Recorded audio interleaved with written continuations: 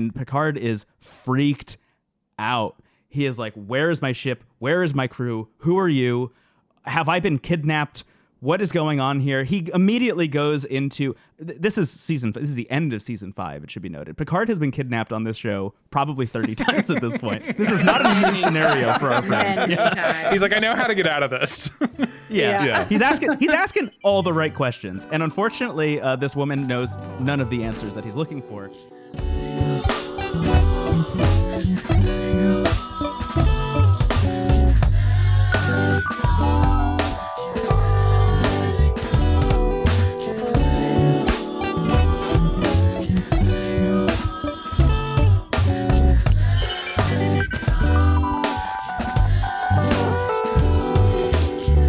Hello and welcome to Can't Let It Go, a show about the things stuck in our heads. My name is Matt. I use he, him pronouns. I'm AC. I use they, them pronouns. I'm Steven. I use he, him pronouns. I am Brendon. I use he, him pronouns. Whoa. Welcome to the show, both of you. Thank you for having us. Yeah, thank you so Bunch much. of he days walk into a room. Talk about Star Trek.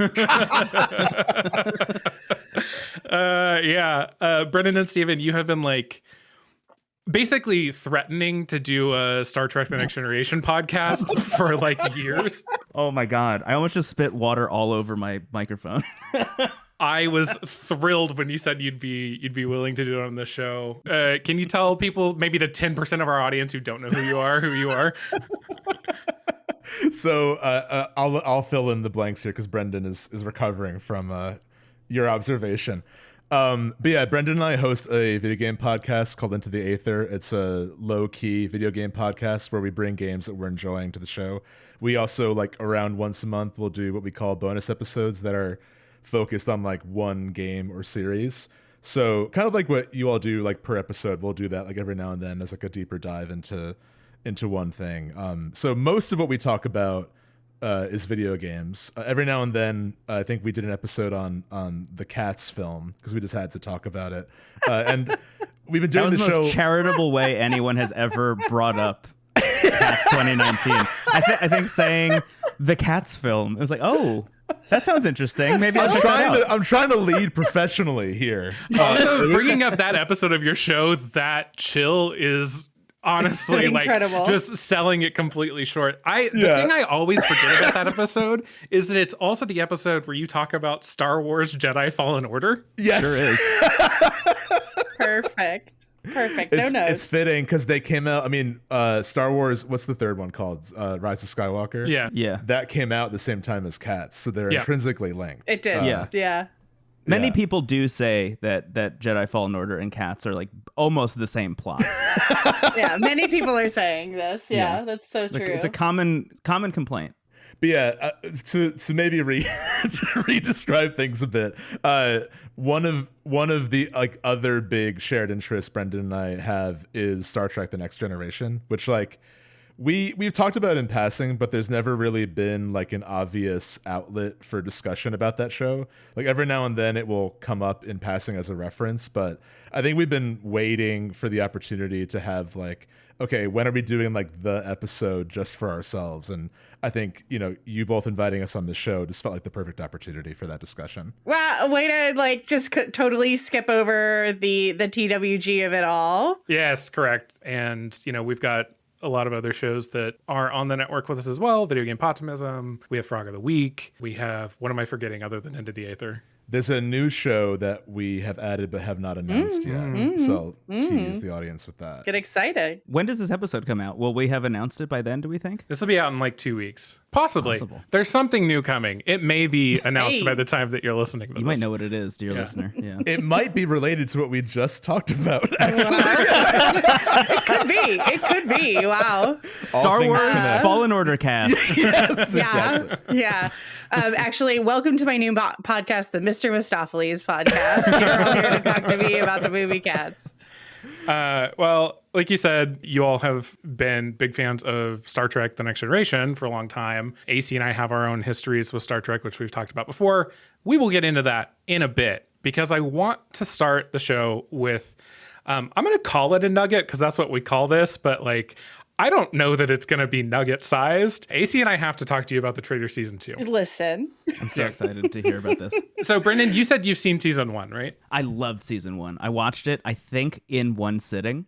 I was like so blown away by it. I have a pretty deep history with reality television, and I think in the past like 5 or 6 years have kind of stepped away from it a little bit. I don't watch it as fervently as I used to, just being like, what show am I going to watch 10 seasons of this week? And then, that used to be my energy, and it's not anymore. But The Traitors was one I kept hearing about, and then sat down and watched episode 1 and just could not get up until it was over. Alan Cumming is a star. Always has been, but in this in particular, ooh. It's somehow his best performance. And like, I agree. He's an extremely, extremely like well-decorated actor. Like all the accolades, all the best. I mean, he's been some of my favorite characters in some of my TV shows. And yet the camp that he brings to this reality show is so, perhaps it's that it's so authentically Alan, it just feels like he's being himself. And I mean, as I screeched about during our Traitors episode, it's true in season 2. They let him dress himself. It's a gift to all of us. He really shows out. I have purchased cobalt blue glasses. I have been. Oh my God. That outfit, AC. Oh my God. I mean, everything in terms of the fashion in Traitors season 1 is just like in Traitors season 2, they've just taken it to the next level. I mean, as I told Matt in my, like, you have to watch it, convincing, there's an episode where there's like a full veil, kilt, cape situation, like a death march. Like, it's beautiful.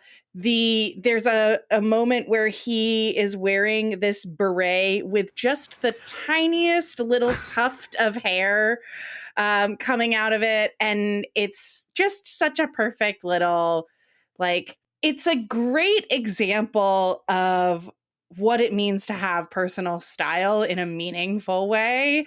And also it's so gay. like he is wearing a cunty little outfit in every episode, and sometimes multiple. And I just really respect that.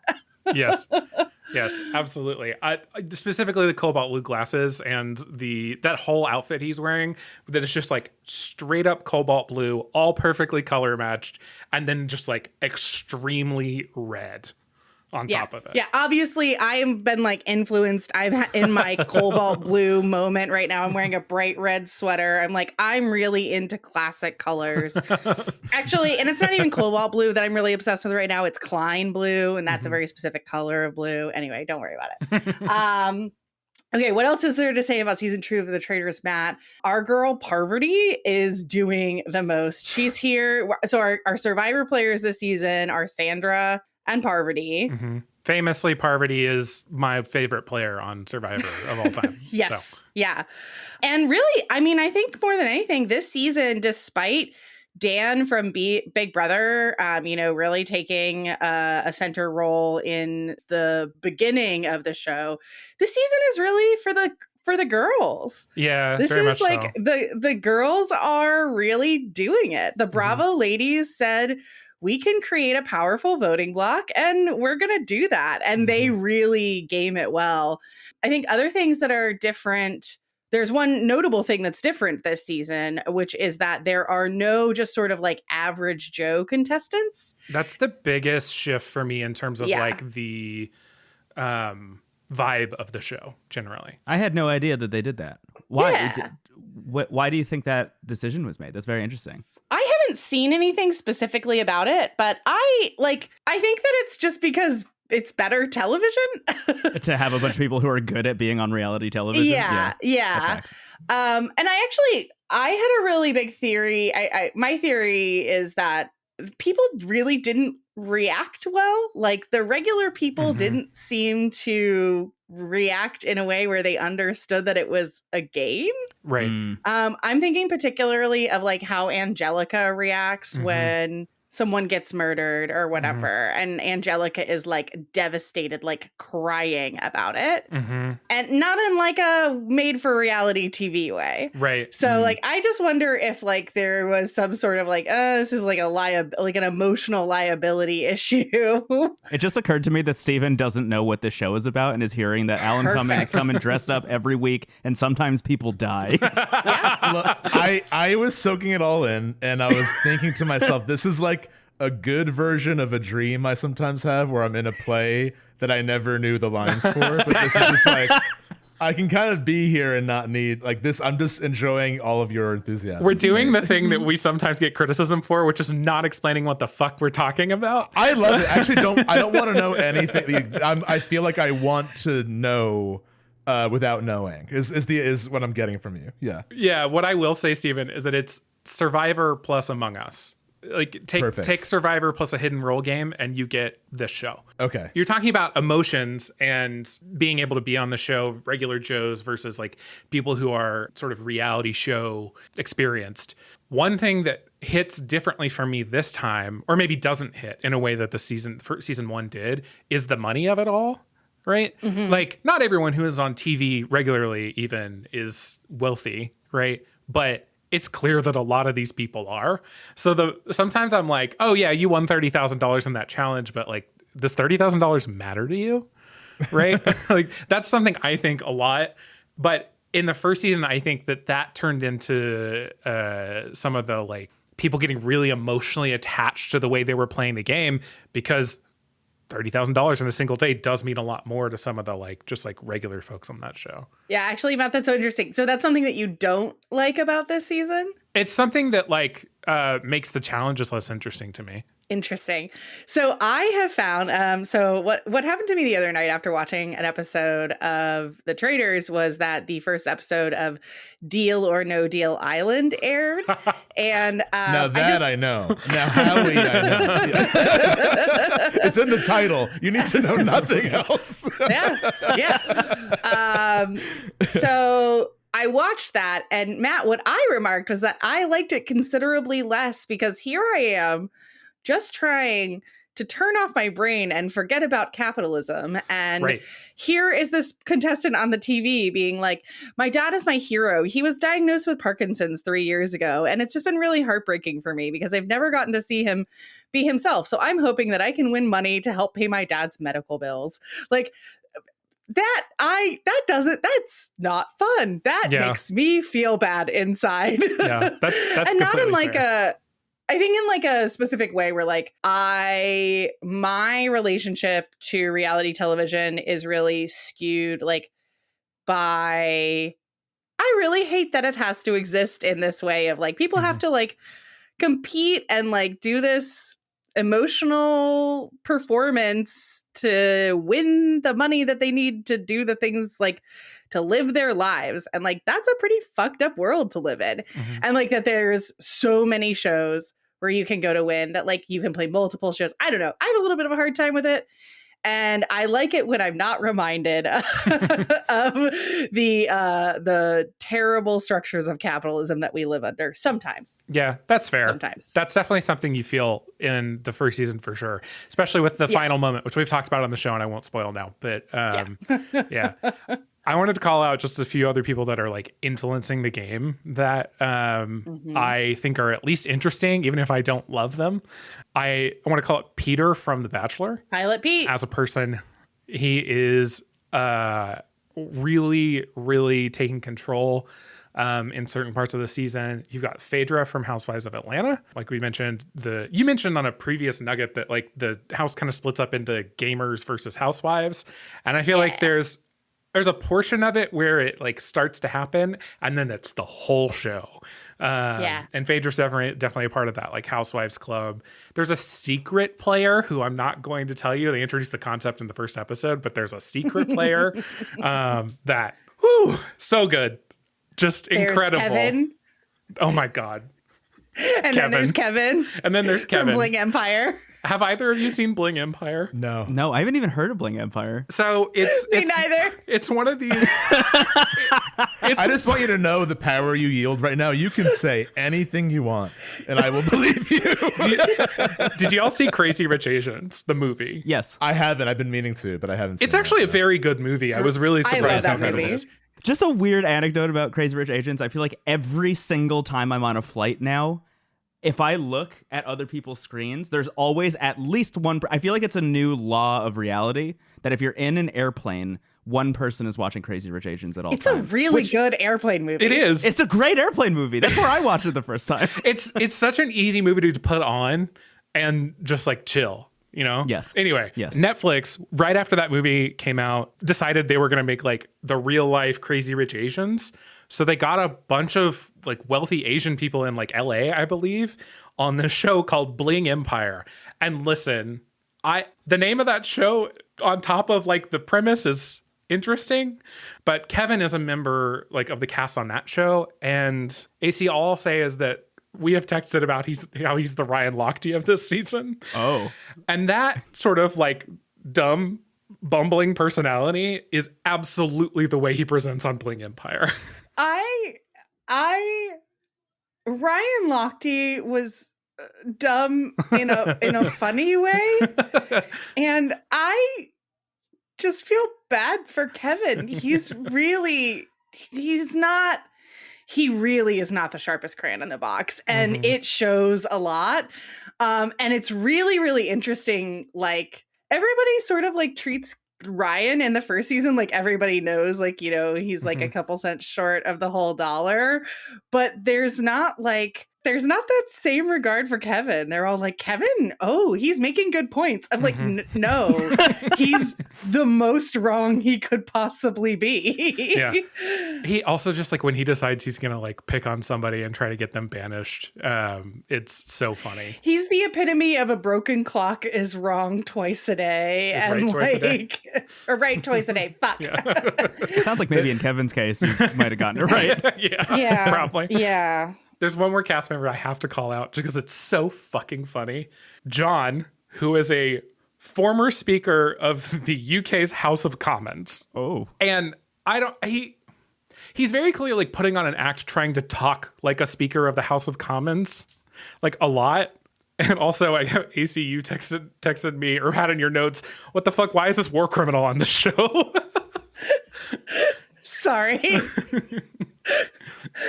I mean, it's John Burkow. It's fine. No. It did feel surprising. I don't know. Yeah. Like, what's there to say other than like, clearly it's a gimmick. Like, clearly it is, and it's a gimmick that works. Honestly, he has these. What does he call Parvati in one of the episodes? Oh, it's Mistress of Murder, Duchess of Deception. Yeah, he definitely does like this alliterative trick that he's trying like all the time. And he's trying to like, I don't know, it seems like he's like riffing on Alan's role in the show. And it works sometimes, but mostly it doesn't, in my opinion. I mean, mostly they're just like two British guys doing, okay, Alan might object to me calling him British. I mean British in the sense that he's a citizen of the United Kingdom, not that he is British in the sense of his personal identity. Oh, Alan early on talking about the word BFF to mean betrayers, fakes, and fraudsters.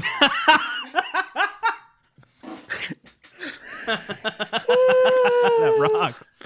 rocks. Anyway, you should watch the show. I would say there are moments of this show earlier on in the show that like reached the highs of season 1 for me. Yeah. As much as I like have like gripes about some of the differences and like casting and stuff like that, like it is as good, if maybe not better, than the first season overall. Yeah. I think I've had more fun, and there's more manufactured drama, which I don't hate. It's a manufactured show. It's fun.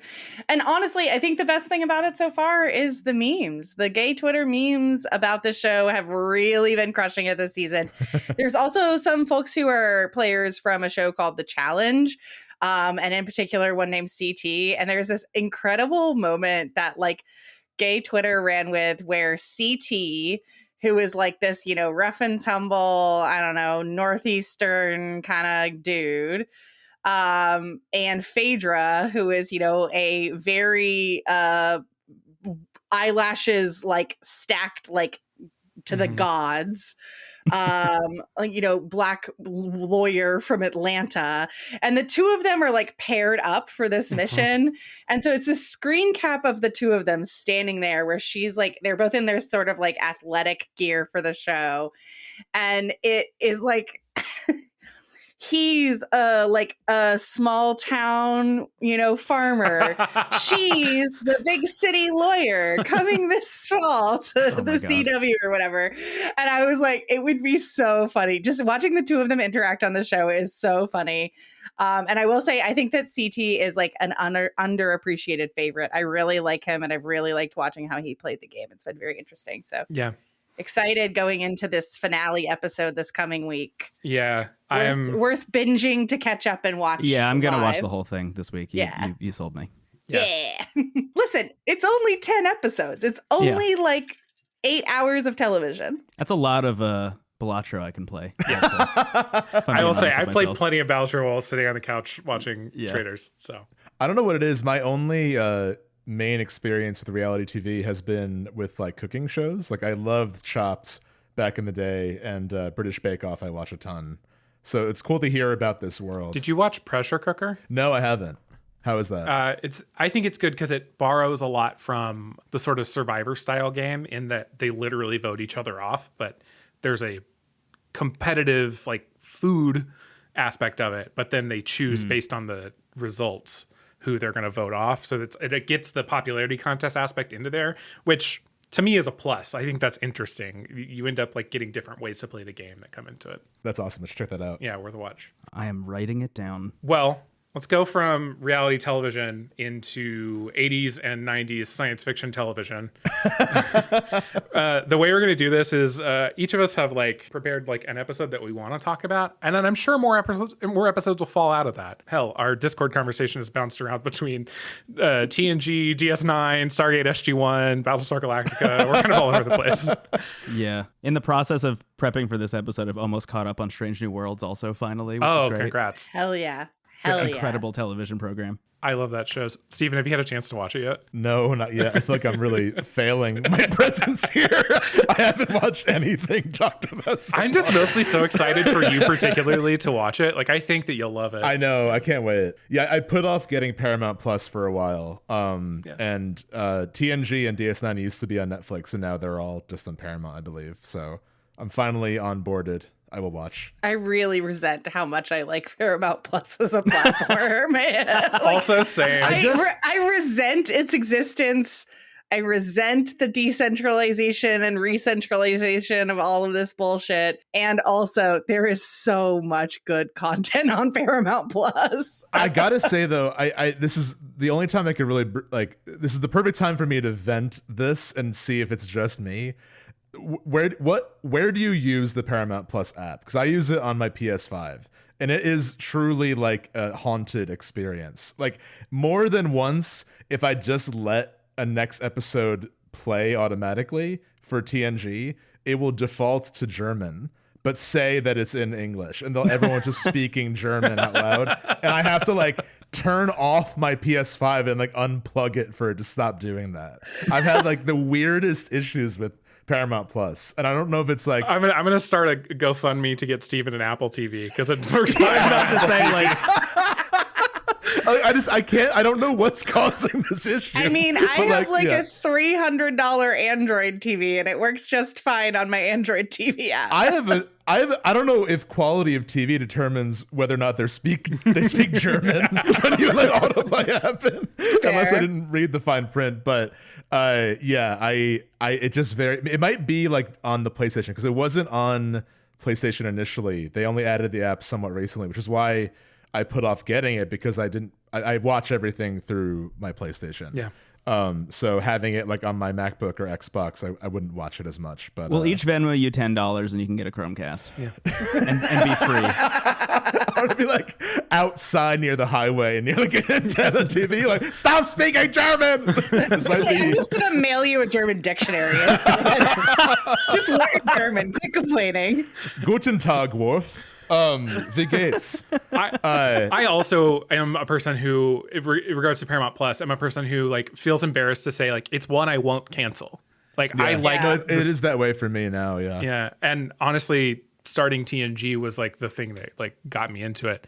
On that note, I think it would be helpful to get your two's sort of backgrounds with Star Trek, like how you originally got into Star Trek, specifically maybe talk about TNG a little bit. Like I said, AC and I have done that in the past on this show, so probably won't go into it there. If you want that, go listen to the Strange New Worlds episode because it's a good one.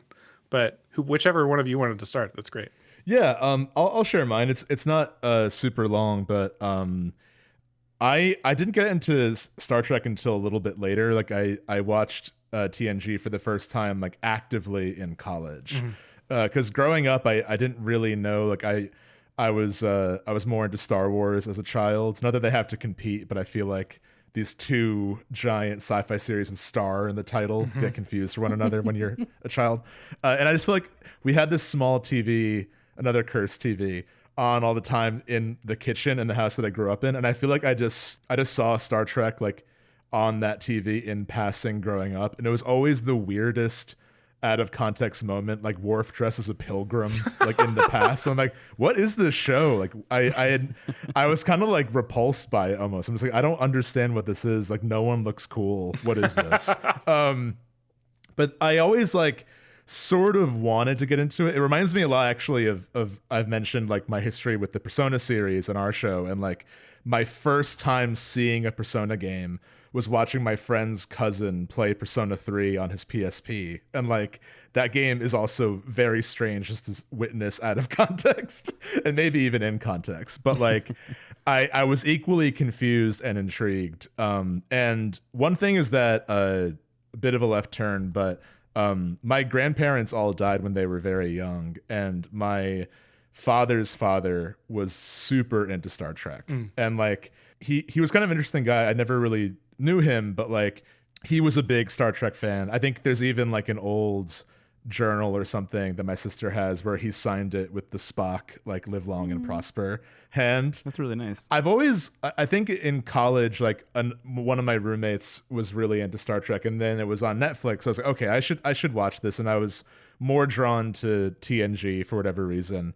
And I started watching it, and I loved it. I thought like, I mean, I've always had a soft spot for things that are kind of campy. Like growing up, it's ironic that I was like confused and perhaps repulsed by Star Trek, because growing up, I loved the Sci-Fi Channel. Yeah. I would put it on before school, like at 6 a.m. when it was weird shit like Land of the Giants. Like this is the most, I loved camp.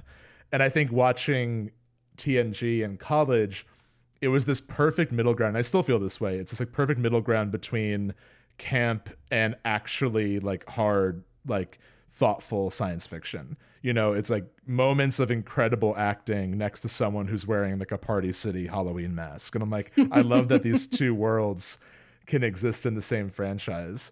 So I got really into it in college. And I think I stuck around because I felt like on some level it was sort of like a weird connection to my grandfather who I never met.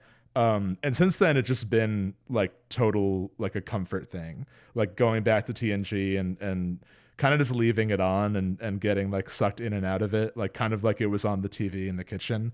I think it's kind of made to be that, you know, made to be episodic and to be this thing that's always nice to return to. I've always felt like the interior of the Enterprise, the main deck, feels like you're in your grandparents' car. Yeah. It has that like beige, yes. like everything's like wooden and carpeted. So yeah, and then more recently I watched Deep Space Nine and loved that, and it's a cool companion piece, and I imagine we'll reference elements of that show as we talk about TNG. But broadly speaking, that's like my connection to it, my introduction to the series, and it remains kind of a go-to show for me for those reasons. Yeah, it's interesting, the connection to your grandfather and also sort of catching it in the kitchen. When I think of TNG specifically, I think of watching it through the mirror that we had in our living room growing up from the kitchen, which I realized, I don't know, maybe 2-3 years ago that there's a lot of movies that I've only seen from there. So I've seen them like reversed. That's so cool. And so I think about that in my head differently than when I like actually watch them. I'm like, why does this feel different? It's because I saw it backwards. And a lot of like, I don't know, like middle of the show TNG episodes, I think of like that because my dad was big into Star Trek for a long time. And so it was on TV. He would put it on. Wow. Yeah, my mom was also a big fan. Like my mom loves genre. She's more into like vampires and horror. Like she just loves like, but she also like, I don't know what she actually likes. I keep trying to figure out like what to recommend to her. And anytime she's seen a horror movie that I know of, she goes, "It wasn't scary." So like, I don't know what she's looking for. She didn't think Hereditary was scary. So I'm like, I don't know how to help you. That's it for me for TNG for now. Yeah, that makes it my turn. So yes, I came into Star Trek in a really weird way because I went to college in Florida for one semester and dropped out before that semester was over, and then moved back home. And to not get too into it and to be pretty blunt, my home life was like pretty bad when I moved back home, and I wanted to spend as much time not in my house as possible. And a good friend of mine who was also still in Jersey at the time, he and his dad grew up, like they were big Star Trek fans, original series specifically. So I just remember we had like a standing night on Tuesday nights where I would go and just like watch a movie at their house, and we watched Star Trek the motion picture, the first one, together. And it was my first time ever seeing Star Trek, and I was like blown away by it. I just thought it was incredible, and I was like, I want to see everything there is to see about this. And for the next however many Tuesdays, we just went through all of the movies from the original series until we got to the one where Picard shows up also. And I was like, who is it? This is not Kirk. Who is this? I was like, I had no, I mean, I knew who Patrick Stewart was, obviously, because, you know, X-Men, et cetera. But the idea that there were multiple Star Trek franchises like blew me away. And at that point, I also was in a band and I was living with the band. And by the time we kind of got to that point, the band had broken up in a very public and brutal way, but we all had a house that we lived in together, and the lease was 6 months out. So we were just all living together in this situation where we're like, well, we're not making music anymore. We're all trying to find like quote unquote regular people jobs now. I was working at a Blockbuster, and we had to do this for 6 months. Also, Blockbuster was unrelated, but Blockbuster was going out of business. So I was just like getting moved from Blockbuster to Blockbuster as they kept closing one after another. I was like the harbinger of doom, but for some reason I was the person they always transferred to the next Blockbuster before it closed. I don't know why that was. But in that era, I was like I was the only person who was sharing a room with somebody else. So two of the band members had their own rooms, and there was me and another guy, and he and I were like not getting along either at the time. So I just lived in the living room. It was just like my spot. And I don't know what it was that convinced me to hop onto Netflix and turn TNG on, but I watched episode 1, then I watched episode 2, and like that was pretty much all I did for a very long time. And when I was done with TNG, with one notable exception, which I'll get to in a second, I then just moved on to Voyager. I skipped over Deep Space Nine. I moved on to Voyager. I went back and watched the Scott Bakula one. I rewatched the original series again. The only episode of TNG that I haven't seen is the finale, and I don't know when I'll watch it. I'm like saving it. Oh my God, Brendon. I know. I've heard it's amazing. I almost brought it to this show. Did you? It's one of the best episodes of television I've ever seen. You're gonna ascend reality. I thought walking into this that there was a huge possibility that one of you probably brought that episode, but you know, take it on chance. You don't know. It hasn't been spoiled for you, has it? No, I don't know anything about it. Okay, good. It's not really like not to say, I won't say anything. Just watch it eventually. It's very good. Yeah. But generally speaking, Star Trek has just been like the show that I put on when I'm in a pretty bad state. That's how it was introduced to me. That was how I made my way through most of the series.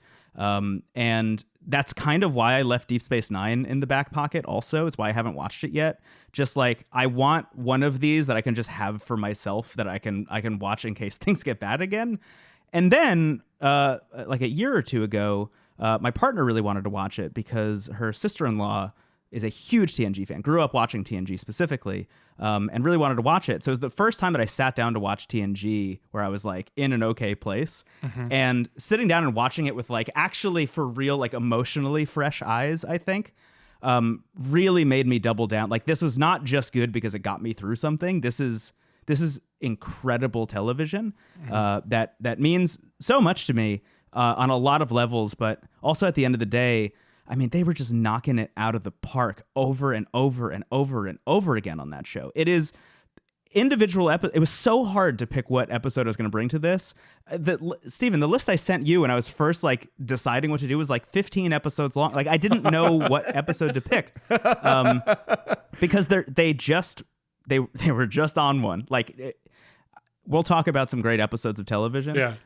But I just think that the team that put together TNG, especially after original series, which like, you know, had its fans, has a strange contingent of fans who like don't understand what Star Trek is supposed to be about, which I think is like a whole other episode of this podcast we could probably have. Right. But TNG was like, okay, to those people in particular, we're going to destroy your skull by beating you over the head with the point of this show for like 7 straight seasons of amazing, amazing writing. And I'm very grateful to them and the cast for doing that. And that's me. It really is good. I have a short list of episodes that I thought you might bring. And then we were talking in Discord and I was like, yeah, this seems right. I will say there's this guy on YouTube named Steve Shives, who, I mean, honestly, like he does some content that sometimes I'm like, I don't need to debate every conservative that gets Star Trek wrong.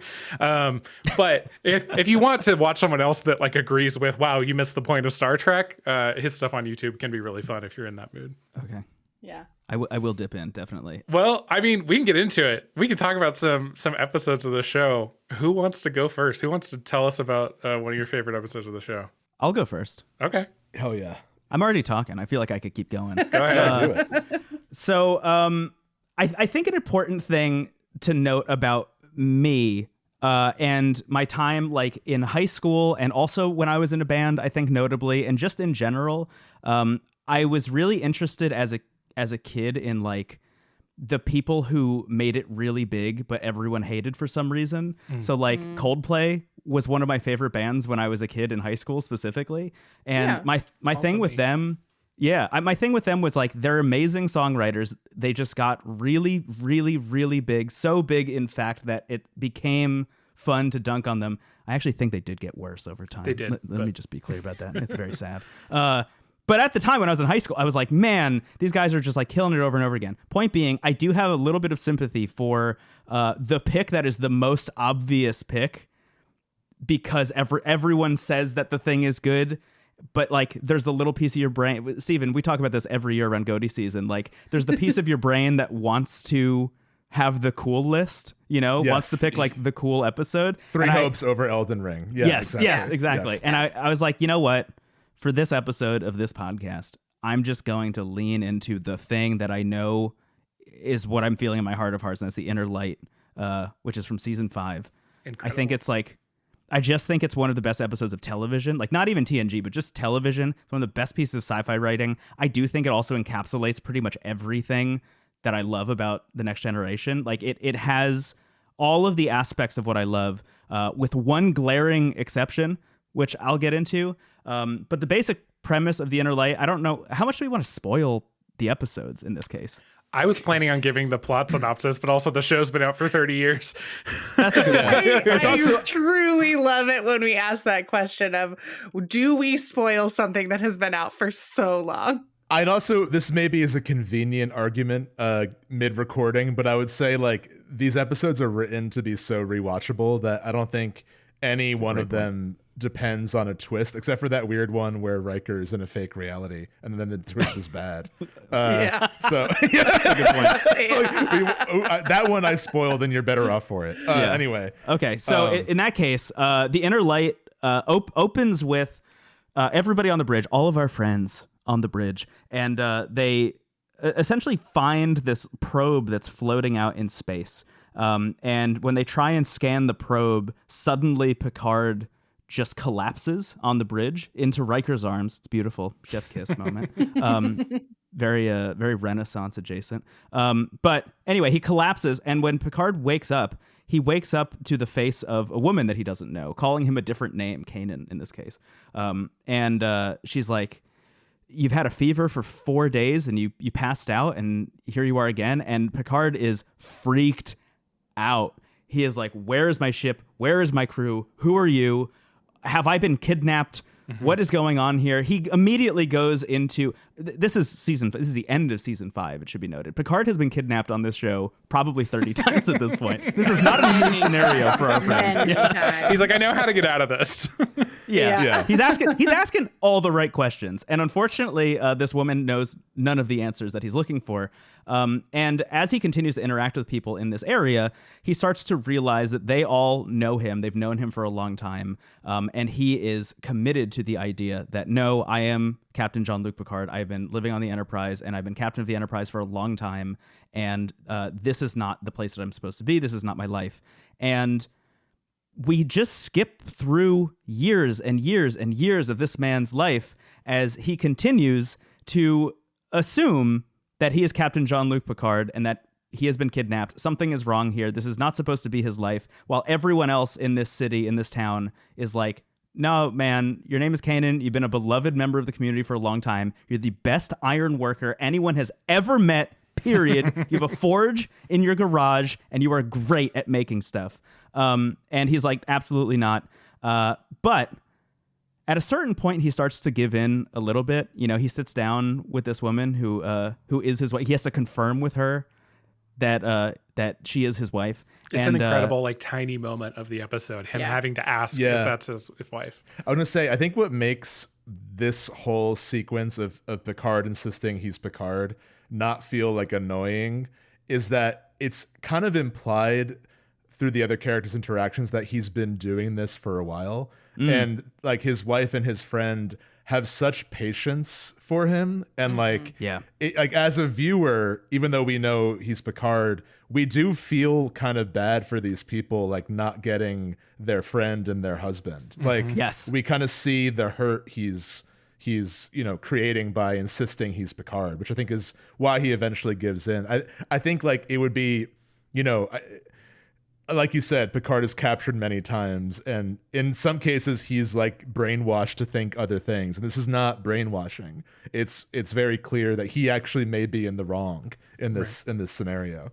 Yeah. And I think one of the interesting things about the episode is that they also are cutting back to the bridge of the Enterprise occasionally. Yeah. So you do get like Riker and the medical team, like Crusher is there with the rest of the medical team trying to scan him, trying to do all these things, trying to remove the link between Picard and the probe, which then like sends him into cardiac arrest briefly. Like the show is, or this episode is making it explicitly clear, like there is something happening to him. He is right. The episode is not trying to trick you, the viewer, into believing that he's not Captain Jean-Luc Picard, because he obviously is. Again, we're on season 5. That would be a very strange rug pull at that point.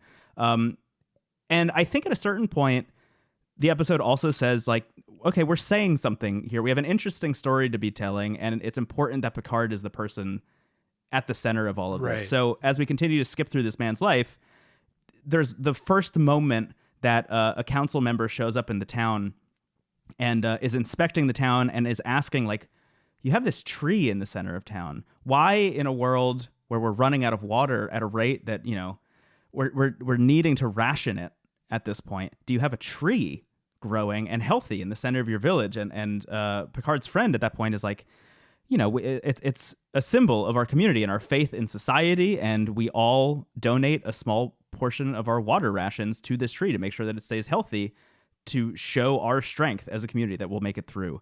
And this guy who shows up is just like, all right, cool, but you should really be rationing your water. And Picard says something to the effect of, Kanan says something to the effect of, if we build an atmospheric condenser in each of these towns, we can start to pull water from the air, and that will solve our problem. And this councilman is like, great, cool. I've never met you, but we accept suggestions from everybody. Yeah. And he walks off, and Kanan's friend is like, wow, yeah, that I think that went really well. And Picard's like, no, there's no way we're getting atmospheric condensers. And as they start to wander back to their house, his friend says, for the first time in maybe years, I saw the Kanan that I've known for a long time. I saw somebody who was a beloved member of the community and wanted it to get better. It's a really touching moment, I think. It is, yeah. And you continue to skip through his life. He gets to the point where he finally is like, this woman is my wife. I am actually in love with her in real life now. They decide to have kids. As they're doing that, you notice that the lighting, at least on the sets that they built, but like the light on this planet is just getting brighter and brighter and brighter every time we time skip. And it gets to a point where Picard is, as Kanan, is an old man who is saddened by the sight of his grandchildren, because he's like, there's no world in which they grow up with enough water to live out their lives the way that they're supposed to. And it's just like a crushing development as he tries his best to develop technology that doesn't exist on this planet. And time again, between him and his daughter, who like grows up and tries to also take up the mantle alongside him, the two of them are like scientists really trying to find a way to bring water back to the society. And they've had small wins here and there, coming up with new irrigation systems, things like that. Like nothing is really helping. It's on a path that will lead to the removal of water from the entire planet. And the episode ends with them sending a probe into space. And it's at that moment that they reveal to Picard, his wife, who has passed away at this point, his best friend, who has passed away at this point, reappear to him and are like, this is the meaning of this probe. This is why this probe exists. It exists to tell our story. We needed to find someone who would understand and be able to relay our lives and our story and our society to others, because that planet is long gone. These people are long gone. And it's brutal. It's crushing. It's an extremely brutal episode of television at the end. When they bring the probe onto the ship, I didn't even mention this, but they pull out a little flute, because Kanan has been trying to learn how to play flute through his entire life. And like one of the last things you see is him playing the flute for the birth of his son. But the flute is real, and they give it to him. And like throughout the rest of the series, every once in a while, Picard breaks out the flute. He still knows how to play it, and he still plays that same song. It's like not one of the few, but it's one of a handful of episodes of this show that irreversibly changes one of its characters in a pretty substantial way, and is referenced constantly from that point on. Yeah. I think it's incredible.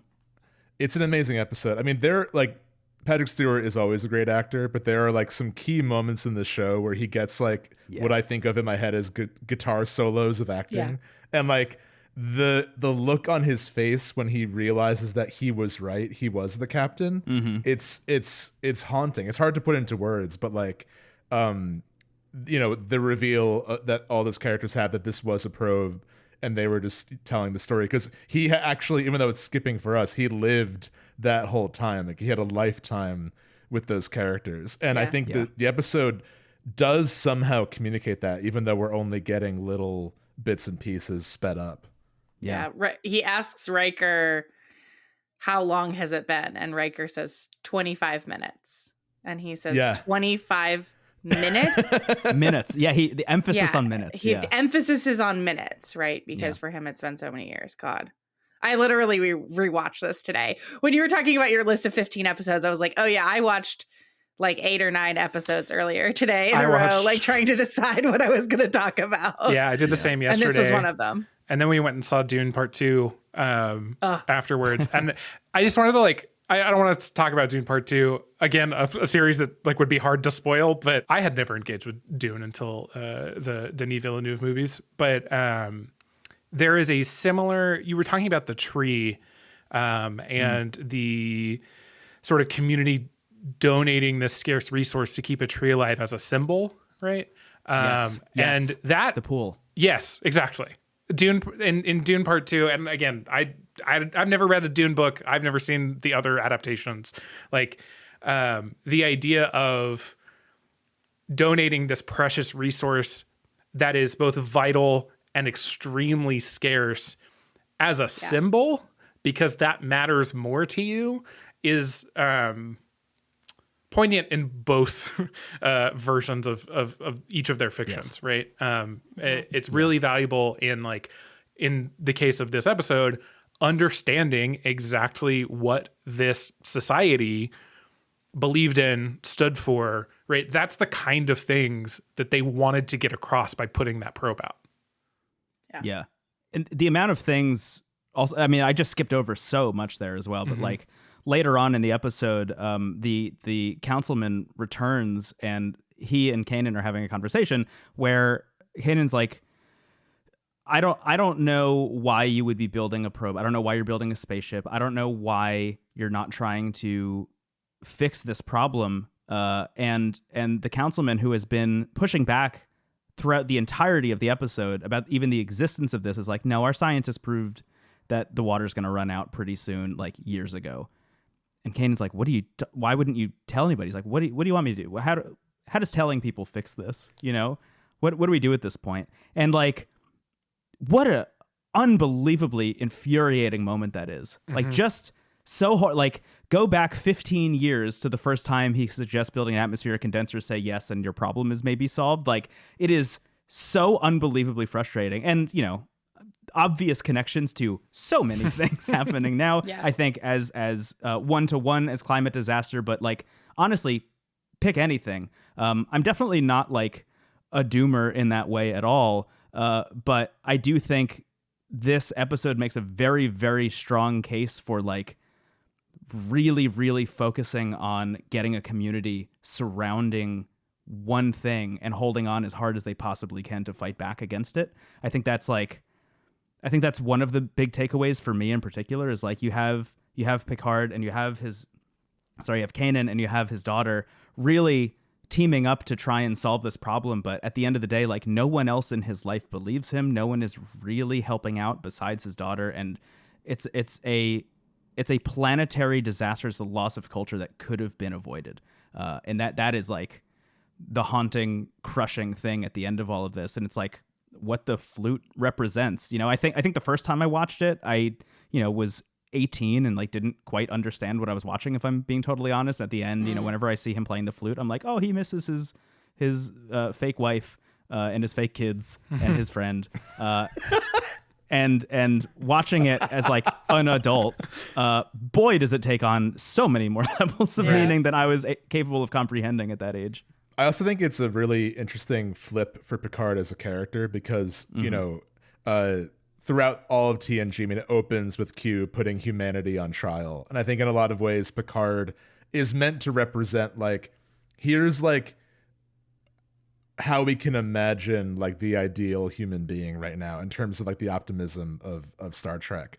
But also they show so many moments of his, like, actual humanity, his weaknesses, the things that, like, he can still do better. No one individual can represent all of humanity, which it, you know, is partially what that episode is about. Yeah. But I think Picard, like, I really don't want to spoil the finale, but one of the things that I think I perceive as a weakness of Picard is that he is very closed off. Yes. It helps him, like, in matters of diplomacy. And I think the thing I love about Picard is that, like, he's never like so pro humanity. Like, he always looks at things like humans have no like additional right to be here than this like crystalline entity does that has just destroyed all these colonies. Like the fact that we're mad at it doesn't justify us, you know, killing this blowing thing it out of the sky.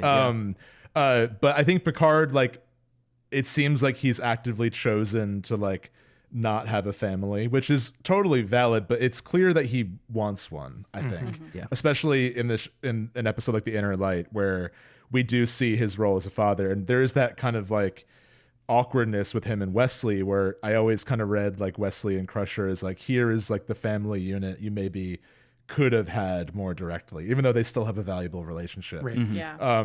So it's interesting to see Picard become a father and also be stripped of his like military position. Right. Like, he has no real like societal power other than like, I'm a smart guy in town. You know? Yeah.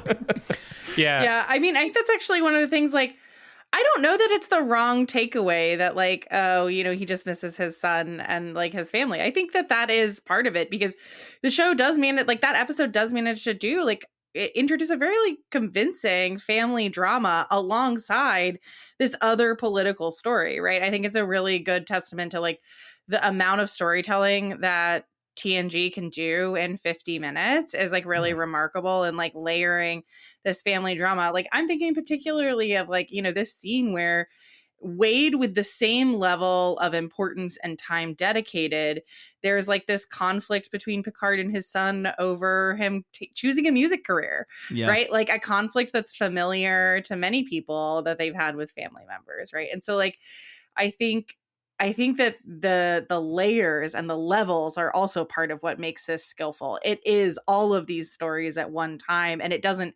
sacrifice the writing for one of them to get us there. Yeah. Yeah. That's a great observation. Yeah. And in that sequence also, I think the way that sequence resolves specifically with him being like, now is the time, do anything that you want to do. He already knows that the world is going to end at that point, but he's like, sure, if you want to do music, then great. Like, live out your life doing music. He just wants to make sure that his kids have as fulfilling lives as they possibly can while they can, which, even removed from climate disaster is like, it's a thing you should be considering as a person. Yeah. It's beautiful. I love a Picard focus episode. I started TNG originally because I wanted to watch Picard. I still have not seen Picard because I've decided that I like Star Trek enough to watch the other stuff.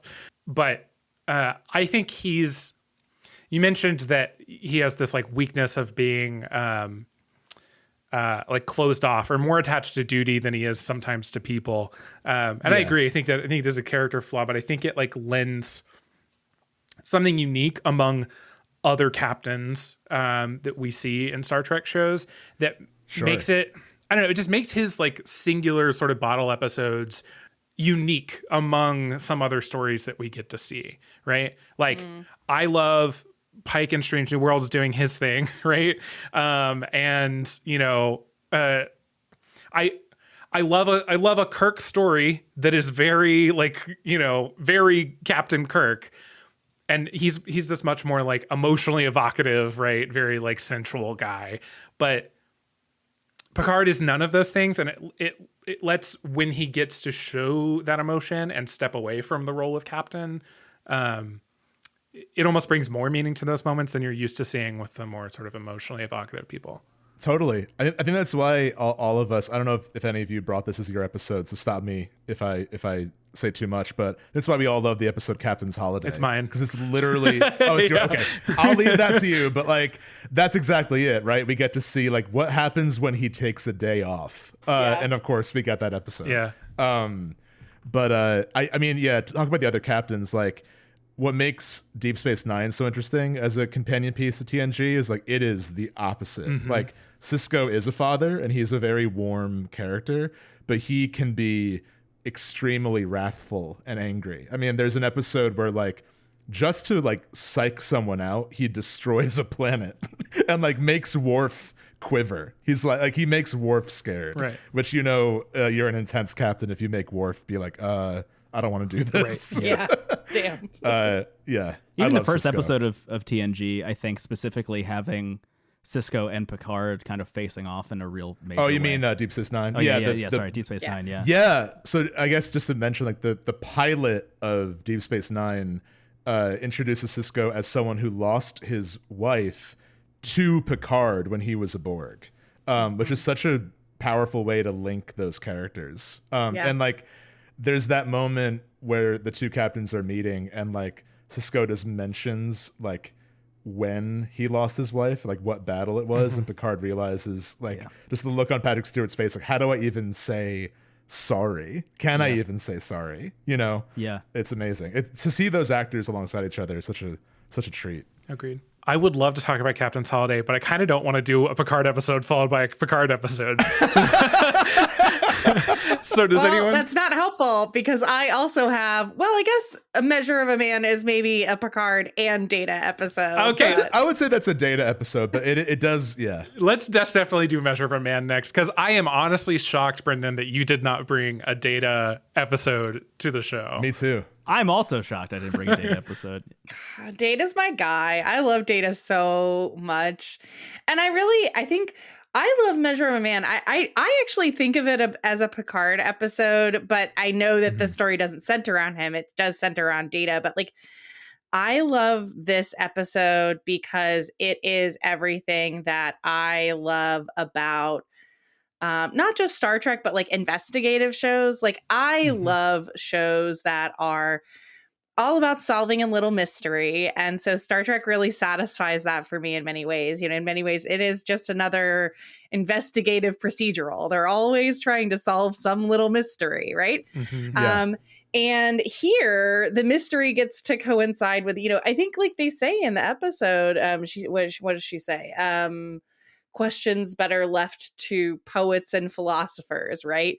But that's the question that the episode is trying to answer. So before I do the thing where I talk about it without explaining, let's talk about the plot of The Measure of a Man. So this is in season 2, and I was reading actually some context about season 2 today, and I disagree with a lot of what I read, which is that a lot of people seem to think season 1 and season 2 are like not good, and that's wrong. I love season 1 and season 2. The thing about, I think for me, it's like seasons. This is in my opinion, seasons 3 through 6 are like all golden, all They're bangers. So good. 1, 2, and then the last season, every episode is either incredible or unwatchable. There's no middle ground. It's just like you get Measure of the Man, and then you get the like we've like beamed up all of Ireland. But see, I love that. I'm with you, but it's just like that. Those are the extremes of season 2. But I think Measure of a Man is like, I consider that to be the episode where the show kind of becomes the show we love. I agree. Yeah. I think it's like the first great episode. Yeah. So the setup is that basically this cyberneticist, this other scientist, Commander Maddox, comes aboard the Enterprise, and he wants to study data. He wants to take data and like do a little project on him to be able to recreate more androids like Data with that same level of like intelligence and functionality. And he can't do this without doing some sort of invasive procedure where Data's memories will be stored outside of his internal computational units, and potentially degraded, right? Is the like, it's not without risk that Data might lose some of himself in the process. And there's all this like consultation that happens. Everybody kind of checks in with each other. Do they want this? Do they not want that? And basically the answer comes that if Data does not want to undergo this procedure, because he is the property of Starfleet, he has to comply. He cannot, decline this surgery. He does not have the same rights as other Starfleet members. And the only way for him to be able to do that would be to resign from Starfleet altogether. And he agrees. He says, I am unwilling to take this risk to my memory. I take it so seriously that I will resign from Starfleet. And we see him pack his bags, and everybody goes to have a goodbye party. And in the meantime, Picard is doing what Picard does, which is finding his way to be a little lawyer man about it, and challenge this decision. Because then they come back and they say, actually, he can't even resign. He doesn't even have, the ability to resign. So this is just going to happen to him no matter what. And Picard gets his ex-girlfriend, Captain Lavoie. Can we say ex-girlfriend? I don't know, hookup, the tryst, romance partner, whatever. Yeah. Ex of some sort, definitely. Ex of some sort, for sure. Who was involved in Picard's actual own court-martial for his actions in some capacity in the past. She agrees to have these proceedings, and then we get this remarkable scene, which is honestly like I don't know. I love everything about this, but one of the things that I love the most is that Star Trek said, okay, every commander or like leader of a ship will also be a lawyer. So, Captain Lavoie says, Riker, we don't have enough staff. You have to be the other lawyer. And in a remarkable moment of like, what gets talked about late, as Data says later, right? Riker chooses an injury to himself to save Data. Riker agrees to be this lawyer, and this courtroom scene unfolds, and you've got the dramatic moment of Riker turning Data off in the middle of proceedings, hitting his switch. It's a brutally emotional moment. They've removed Data's hand. I think something that's actually the most upsetting to me about this episode is Maddox consistently referring to Data as it, using and totally depersonalizing Data and his experiences. And all of that adds up to that, like this horrifying, gut-wrenching moment where, without his arm attached, Riker hits that off switch. And it upsets Picard so much that they take a recess and they come back, and Picard basically brings in this metaphorical question before getting to hit one of the best monologues on television of all time, where he just basically says, what will it be if Data meets the 3 requirements of sentience? The first requirements being intelligence, the second requirement being self-awareness, right? If he has even a shred of consciousness in him, I will not know what he is. Will you? Like, he says, do you? And then gives this incredible sort of like summary about the purpose of the law, the purpose of the court here, and the reality that we all have to address, which is like Data is more than an AI. We do not agree that, like, we're not saying that he's human, but we're not saying that he's just a computer. And I think like there's so many good little moments of writing in this episode that it feels hard to even pinpoint the moments. But I think the things that I think about the most are when my little heart just breaks so much when Picard has Data's little box on the table, and he is taking out each of these items that Data has packed. For his going, because he's going away, he's going somewhere else. And there are 2 things that I was like almost boo-hooing, right? When I was rewatching it today for the bajillionth time.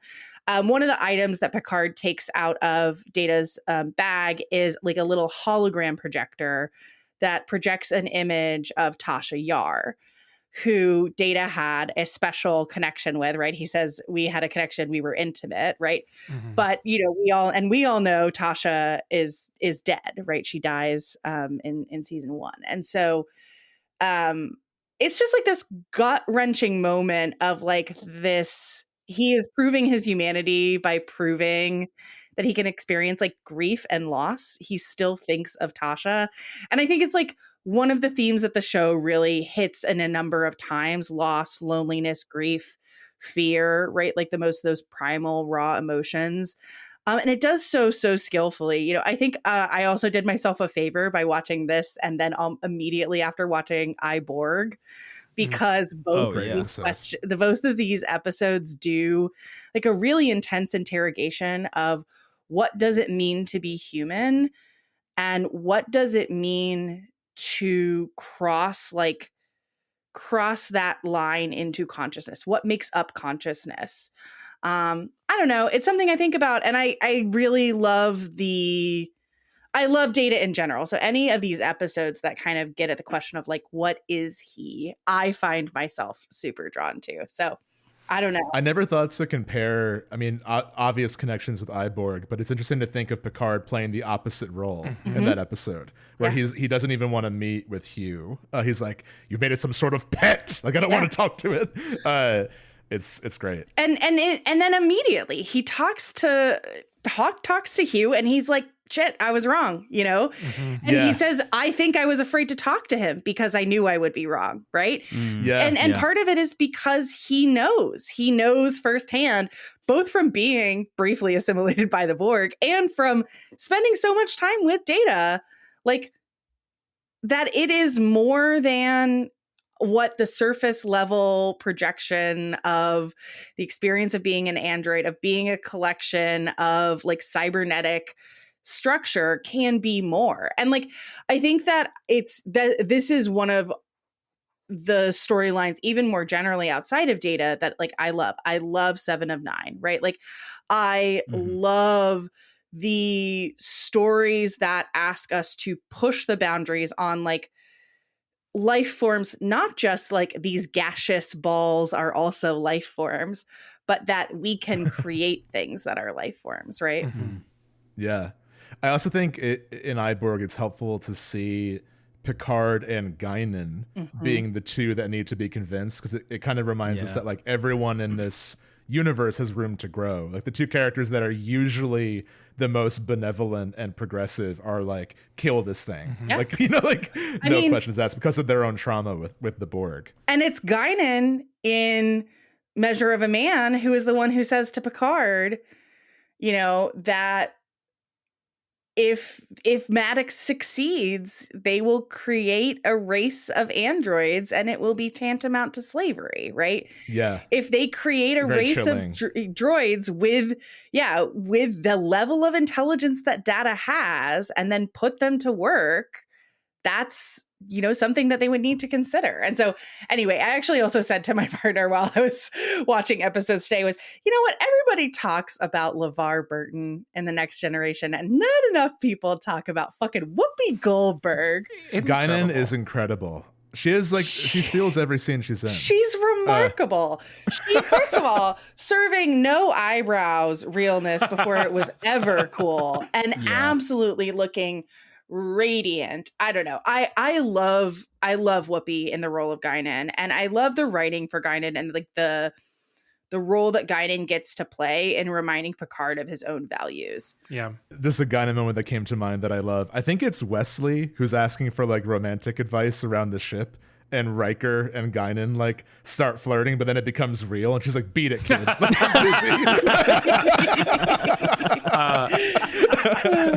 it's so good. Stop me if this is somebody's episode, but I rewatched yesterday's Enterprise yesterday because I thought it was going to be my episode. I was like almost sure it was going to be my episode.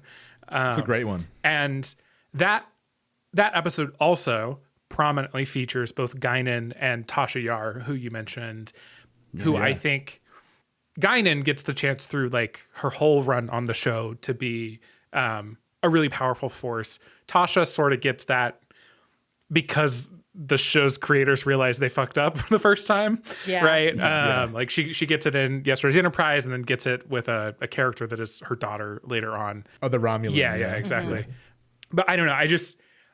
A thing that I love about this show is that it exists in.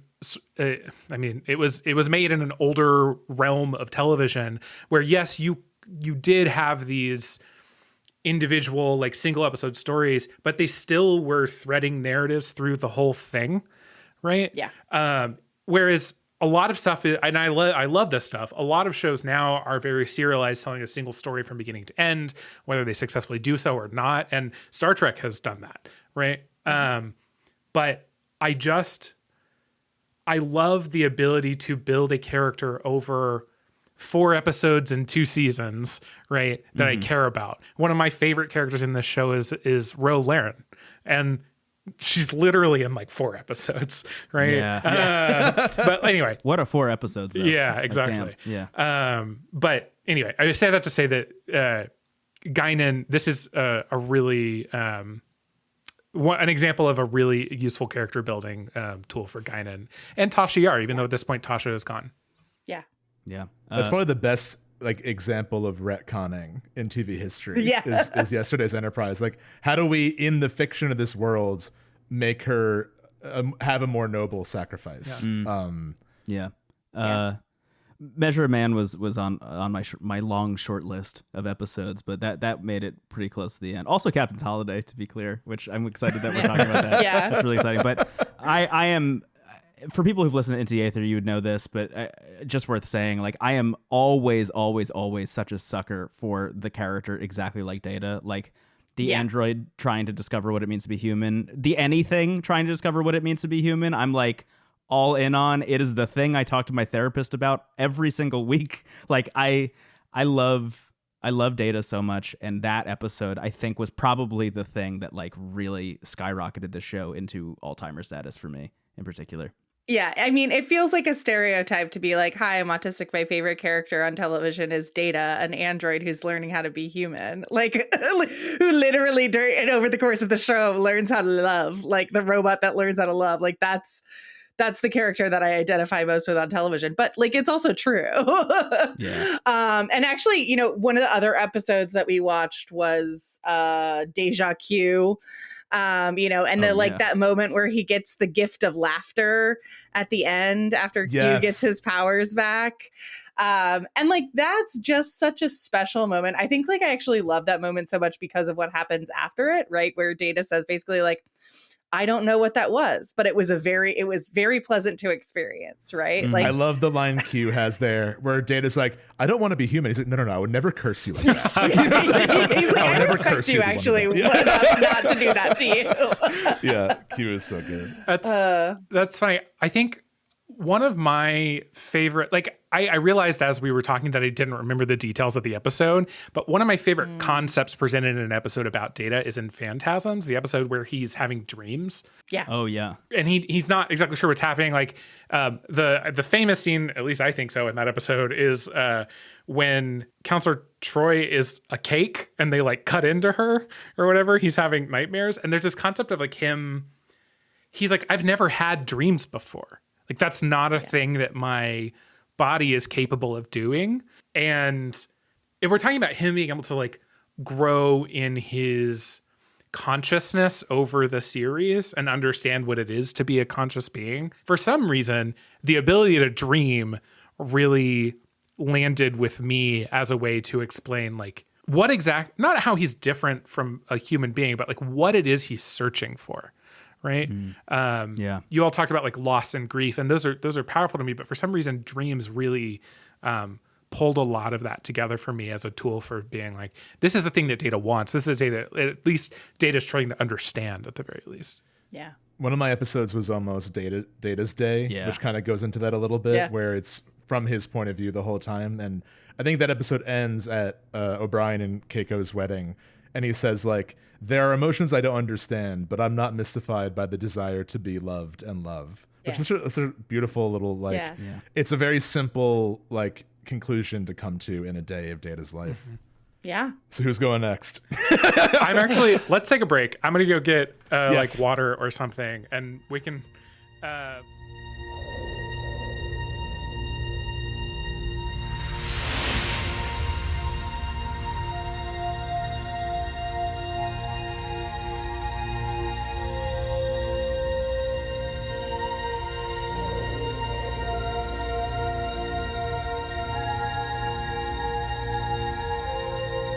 Space. Oh! How did I miss it? It is so much longer than I thought. It's so long to wait. It's so long to wait. I don't know why I made this harder for myself. I was also holding my breath. I was also holding. All of us were concentrating so intently. That is, man, I thought I was so close. Oh, man. I definitely like memorized the music and like where it came in before this, and then completely whiffed. Well, so the thing is because the phrasing of the music repeats there, it trips you up. It goes up, down, up, down, up, down, and then it happens. Like, it's like very I too have tried to memorize it, Matt, and get it wrong clearly. Yes. It's so unfortunate that like I love Deep Space Nine, but for the life of me could not tell you the opening theme like at all. Like I don't remember how that show opens. The TNG opening is so iconic. Yeah. It's amazing. It begins with Cisco trying to say space at the right time. Yeah, it's Quark going space.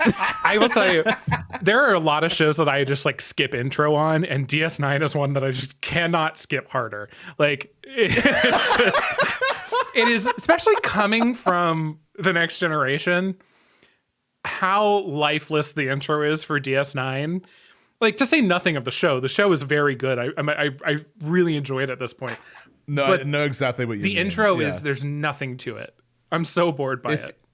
Over time, you grow to love them. But it kind of goes to what you were saying about, like, there's a beauty to TNG being episodic, but also having some carryover. Right. And ironically, Deep Space Nine, like, you know, stood out because it was a serialized story. I think, like, by the end of that show, I was honestly like torn whether or not I liked it more than TNG, but I don't know if I feel the need to go back to it. It kind of feels like an experience you take with you, whereas TNG is like always there for you in that way. Yeah. I'm going to assume that we've already started the episode again, but... Oh, yeah, I was when I say things like, take the experience with you, I assume I'm being recorded. That's not how you talk in real life? Sorry. No, it sounded more like Quark in real life. Are we done? 50 bars. Oh, this is not Quark. Anyway, continue. Before we get back to TNG and Captain's Holiday, I will say I know that I have like had like a mixed journey getting into DS9. I am solidly in season 3 at this point, and it's a fucking great show. Yeah, it's so good. I think the thing about DS9, and we've talked about this in our chat a bit. I think like one of the things that's like fun to analyze, but also can be like a low point in the writing is like how every Star Trek is a product of its time. Mm-hmm. Yeah. And like as much as TNG tries to be progressive, there is often like a 90s kind of dated mentality to it. Yeah. And I think DS9 is like really eager to call out the hypocrisy of both like TNG and the Federation specifically. Yeah. Like I think that the biggest thing that feels kind of weird is like the Federation is not so subtly like a stand-in for the US. Right. And I think like even though like again TNG and Picard have these like really interesting philosophies, like there is this undercurrent of like the US is the best, you know, and like that's like the kind of grossest thing about Star Trek overall. And Deep Space Nine is like fully rejecting that, which is kind of cool to see. Speaking of Dune too. Anyway. 2 more thoughts about DS9. If you love Data, you probably love Odo. And also, Fantastic, they do 2 of those characters, I think, in the show. The other one to me is Jadzia Dax, which is asking different questions than like, how do you become a person? And more about like, who is this person now? Right? Yeah, and there's even that kind of court case episode where it's Cisco and Dax. Yeah, Dax is a really great character. And the Trill, right? Mm-hmm. Like they're an alien race that are actually like they have several hosts over their lifetime. Right. And they retain like the memories and experiences of each host. Although there's also this whole class system within the Trill where like there are some Trill that don't have that like symbiotic creature within them, and they're like essentially just a host. And you'll learn more about that, but it's cool. Yeah. At some point we'll do a Stargate SG-1 episode AC and we'll talk way more about hosts and symbiotes and stuff. I'm excited to watch Stargate one day. Man, this is actually a good way into me talking about Captain's Holiday. Yes. Which is to say that like my star show, right, for lack of a better term, was Stargate. Mm-hmm. I got really into Stargate SG-1 as a teenager. And we were joking in our Discord chat about it kind of being like the American military version of Star Trek, where Star Trek is trying to be like peaceful and post-capitalism and whatnot. Stargate is that if you just said, fuck all that, we're just going to do what we know. And that was really resonated for me as a teenager who didn't have a ton of unique thoughts yet. But it's also just like good science fiction. Yeah. I was also therefore like I was into Star Wars like everyone was, but didn't really engage with Star Trek at all But when I started watching TNG, the episodes that I often loved were very similar to the ones that I liked in SG1, which are these ones that are really single character focused, often taking place outside of the main narrative, right? I mean, Stargate SG1 season 7 is all main narrative all the time. And I loved it. I didn't dislike it. But the stuff that I enjoyed was like they literally trap one of the main characters on a ship and they have to figure out how to get out at one point. Like it's like the most bottle episode of all bottle episodes. And I think one of the early ones in TNG that spoke to me was Captain's Holiday. We all know the episode, but for the people listening, the premise of this episode is that Dr. Crusher has decided that Picard needs a vacation because he is too stressed, and she comes to him kind of jokingly saying that there's this crew member that's showing all these signs of high stress and how he's not doing anything to alleviate them. And they both know that she's talking about him, right? And he like refuses to take a vacation. And when they are like coming up with ideas of what he could do on vacation, it's all work related. And Riker is convinced that he needs to go to the planet Risa. This is like peak Riker episode. This is the most like wingman Riker has ever Exactly. done. Also, it's so Riker, and Riker's barely in this episode. Yeah, right. His presence is felt through the whole story, and he's in it for 2 seconds. Yeah. Riker convinces him to go to Risa, which is this, vacation destination planet that is painted by Riker and many others pretty much all the time as very like focused on sexual pleasure. The Sandals beach resort of outer space. Exactly. He gives him something called excuse me if this is wrong, but I'm pretty sure it's called a Horgon. Yes, he asks him to find one when he gets there. And when he has it sitting next to him, this woman comes up to him and like propositions him. And then when he says he's not interested, she's like, but you have the Horgon with you. That's showing that you're interested in sexuality. Yeah, I just love, he goes like, yes, I do. Why? Like he suddenly is like, oh wait, Riker told me to get this thing. What on earth have I signed up for? Right. Riker's presence made known when he's not there. Yeah. But I think I was not convinced on this episode. This happens early enough. It's in like the first act, but I was not convinced on this episode from like the opening couple scenes. The thing that sold me is when one of the first things that happens to him when he gets there is that Vosh just walks up and kisses him. Yeah. I love a character like Vosh. Vosh is, I guess in this episode, she's presented as like a researcher of antiquities, essentially. And that's a special interest of Picard's, is various like alien antiquities. She's also this, I don't know, she fits like the sort of sexy, strong stereotype that you see in a lot of other characters, especially in like science fiction. Speaking of Stargate SG-1, I think of her a lot as Vala Maldaran, if that name means anything to y'all, who is, you're introduced to her as a bounty hunter that is like holding one of the main characters captive at one point, but then she becomes a main character in the rest of the series. Something I wish had happened to both Vosh and Rolaren, who I think fits this stereotype in like a different way, right? Like hers is hers is very geared towards her people and caring about people that like the Federation is very clearly leaving behind, I think is maybe the way that she would see it. Yeah. Vosh is much more played for fun, as the rest of this episode is. And the premise is that like there's a Ferengi there with Vosh that is trying to find something that she's clearly hiding from him. She like stashes it in Picard's pocket at one point. I'm sorry, I didn't mean to cut you off. It's so funny to me that the millisecond Picard goes on vacation, a Ferengi goes out to him and just goes, "Where's the disc?" And he's like, "Can you give me a second where my life isn't an episode? Right. Like, I just want to. Like, can you let me just be a second to explore the idea of rest?" Yeah. He hasn't even been convinced that vacation's a good idea, and he's already not on one. Right. Yeah. And well, he spends that like hour or so like reading a book outside, but keeps getting interrupted by the lady that works there, by Vosh, by this Ferengi man that I don't remember his name, Sovak. And he gets pulled into this mystery sort of finding this ancient relic that not only is Sovak and Vosh looking for, but so are these aliens that claim to be from out of time are also looking for. I think we talked earlier about every episode being like a little mystery, it being almost an investigative procedural. This episode, for me, really nails that down because it sets you up in the least likely place for that to happen and then still pulls that trick.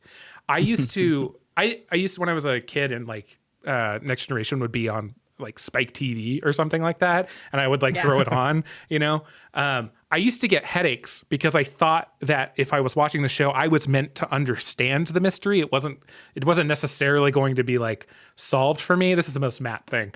But like, I thought of Star Trek as like a really difficult, like almost like puzzle to solve. Interesting. Now that I understand the genre, I find it more fun, frankly, to watch this show. Maybe I would have been more into it if it didn't feel like homework back in the day. But I love specifically, like this episode does a thing that basically every other episode does, which it introduces a twist in like the third or fourth act, which is, in this case, the relic they've been looking for the whole time, Vash has already found. And she is there to basically show all the other people that want it that it's gone so that she can get away with it.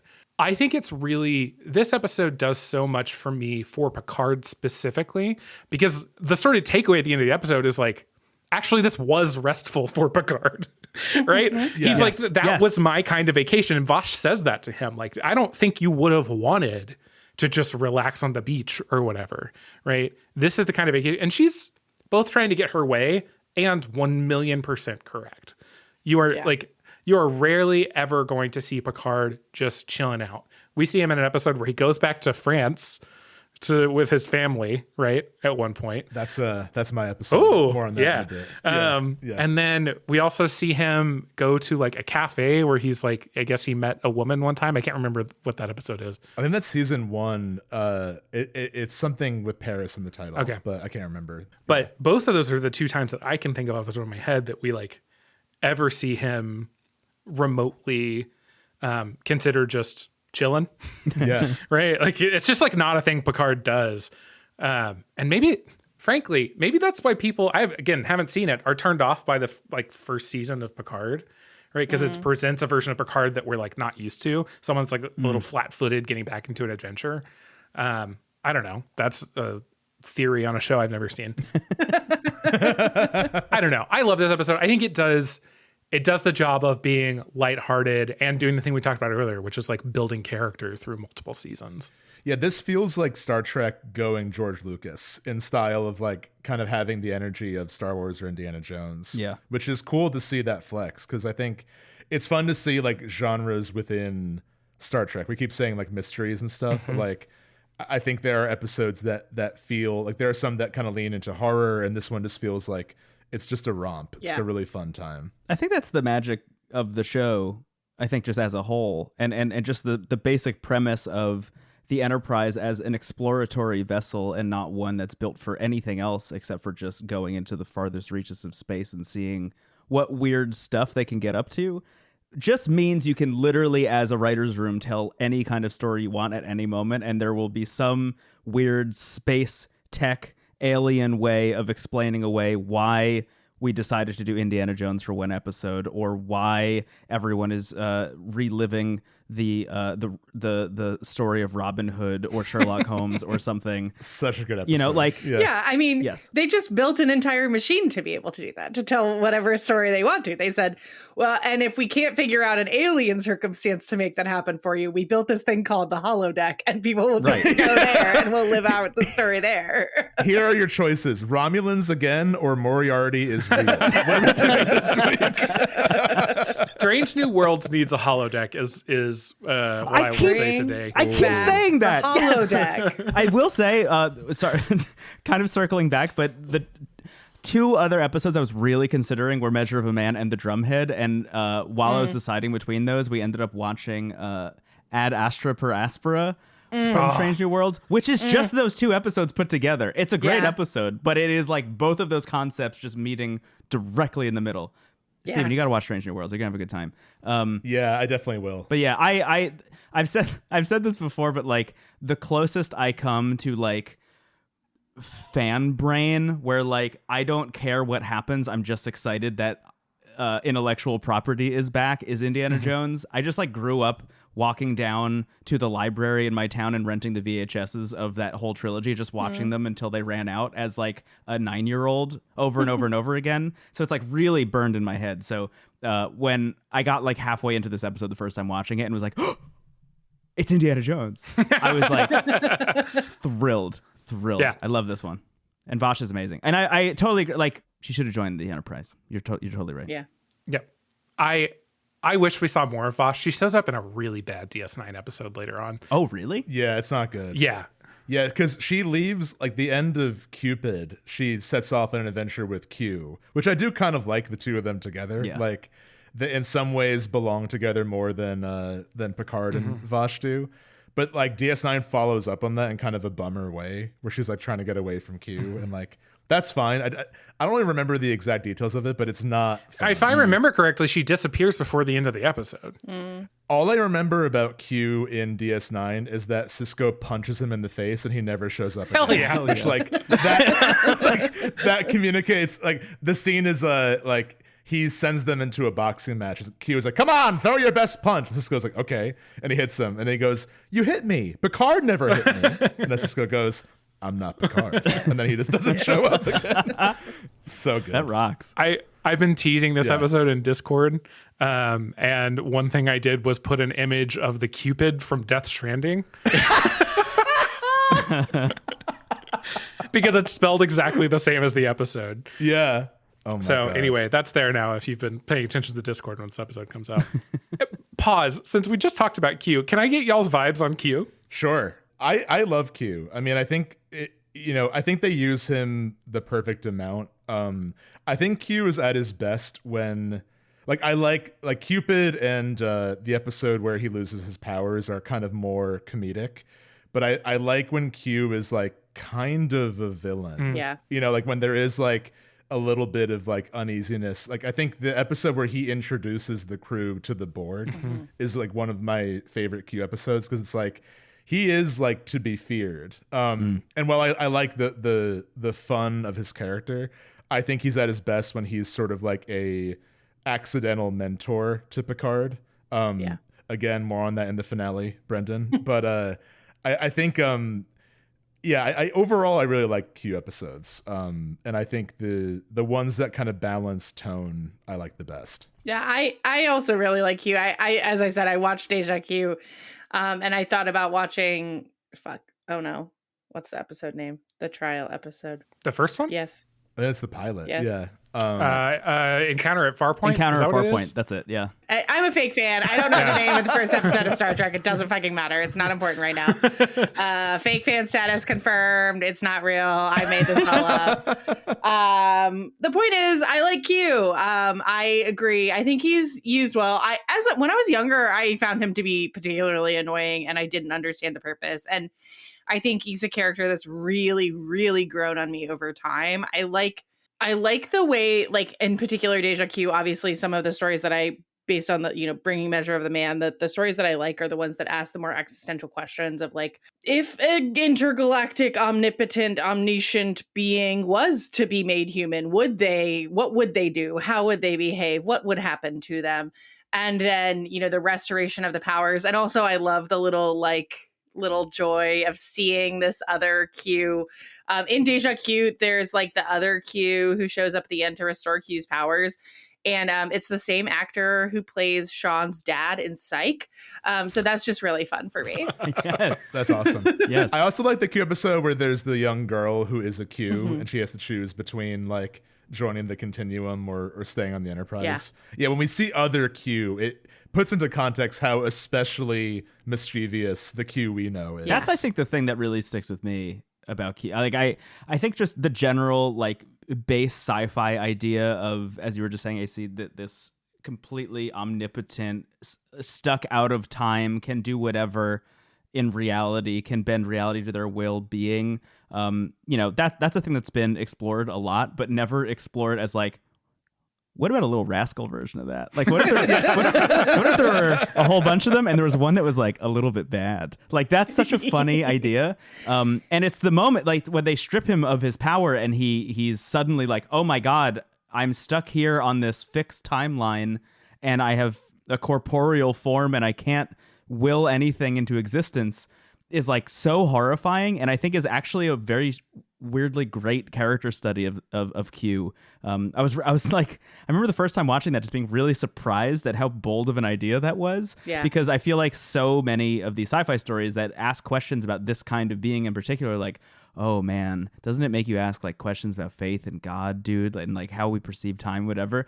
But to take a character like that and be like, no, bring that thing down to earth. Have that thing need to experience how we live, not the other way around, because so frequently, I mean, movies like, I think Arrival are a great example, but just in general, the sci-fi concept that like, does an ant recognize that there's a person standing above it? That's the big heady question that so many people have tried to answer. But to reverse that and be like, did the person realize there was an ant down there? Okay, now that person's an ant is so funny. Yeah. It's such a funny conceit, and I think they do a great job with it. Also, just exploring it as a comedy. Very, very good. I think it's also like the turning point in his character, because from that point on, he's usually like a begrudging ally of Picard's. Like there's some lesson to learn from all of his visits, whether he means that or not. Yeah, I am usually a person who loves that sort of like omnipotent society, maybe, of people like Stargate SG-1 again. The ancients are the people they're always talking about, and the times that you get to see the ancients are times that I'm like, this fucking rules. Like, give me all of this, right? Yeah. I think actually learning that like the rest of the Q continuum was not that way made me dislike Q more than I already did. I agree with you, like the way that he is used in certain ways, especially like the trials really resonate with me. But I think the thing that always comes to my head is the mariachi band. That's like deja Q. Yeah, that whole vibe is always like, I'm just like, I don't want to be here. Can I be doing something else? If it's any comfort, that's how the whole crew feels in that moment too. Can I say something perhaps challenging and controversial?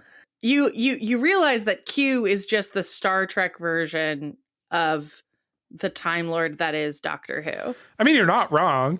He's kind of, well, he's presented as much more of an asshole. I would say that like the Doctor does a lot of the similar things. Maybe not the Doctor specifically, but like Time Lords in general, right? Like I think like once someone made that comparison to me one time, I was like, oh yeah, he is kind of like if the Doctor was just like a kind of an asshole. Right. God, my kingdom for a whole spinoff like that just really ripped my brain right open. Like just give me the Q show now. Yeah. I think. He's just doing weird little bits all across the universe. Hey, Paramount, you really want to get me to not unsubscribe? Like, I always saw Q as like sci-fiing Bugs Bunny. It's like, okay, what? Like if Bugs Bunny also exists in the universe, you know what?